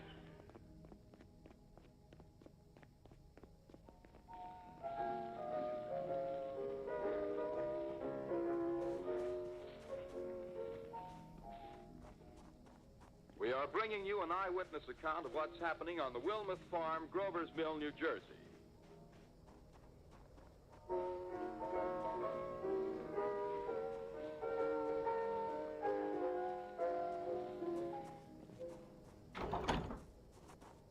We now return you to Carl Phillips at Grover's Mill. Ladies and gentlemen, am I on? Ladies and gentlemen, here I am, back of a stone wall that adjoins Mr. Wilmuth's garden. From here, I get a sweep of the whole scene. I'll give you every detail as long as I can talk and as long as I can see. More state police have arrived. They're drawing up a cordon in front of the pit. About 30 of them. No need to push the crowd back now. They're willing to keep their distance. The captain's conferring with someone. Can't quite see who. Ah, yes, I believe it's Professor Pearson. Yes, it is. Now they've parted, and the professor moves around one side, studying the object while the captain and two policemen advance with something in their hands. I can see it now. It's a white handkerchief tied to a pole. Flag of truce. Those preachers know what that means, what anything means. Wait a minute, something's happening. A humped shape is rising out of the pit. I can make out a small beam of light against a mirror. What's that? There's a jet of flame springing from the mirror, and it leaps right at the advancing men. It strikes them head on.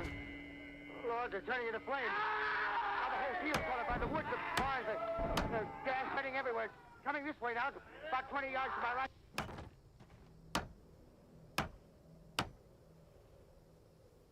Ladies and gentlemen, due to circumstances beyond our control, we are unable to continue the broadcast from Grover's Mill. Evidently, there's some difficulty with our field transmission. However, we will return to that point at the earliest opportunity. In the meantime, we have a late bulletin from San Diego, California. Professor Indelkoffer, speaking at a dinner of the California Astronomical Society, expressed the opinion that the explosions on Mars are undoubtedly nothing more than severe volcanic disturbances on the surface of the planet. All right. We continue now with our That's piano gonna cool it for the stream. 4.5 hours. Pretty good. Pretty fun. Good little stuff. Base is now secure. Ladies and gentlemen, I've just been handed a message that came in from We're Grover's gonna Mill by go telephone. for an entrance. Just one moment, please. Make sure everything At is least how we 40 left it. people, including 6 state troopers, And then we're off. lie dead in a field east of the village of Grover's Mill. Their bodies burned and distorted beyond all possible recognition.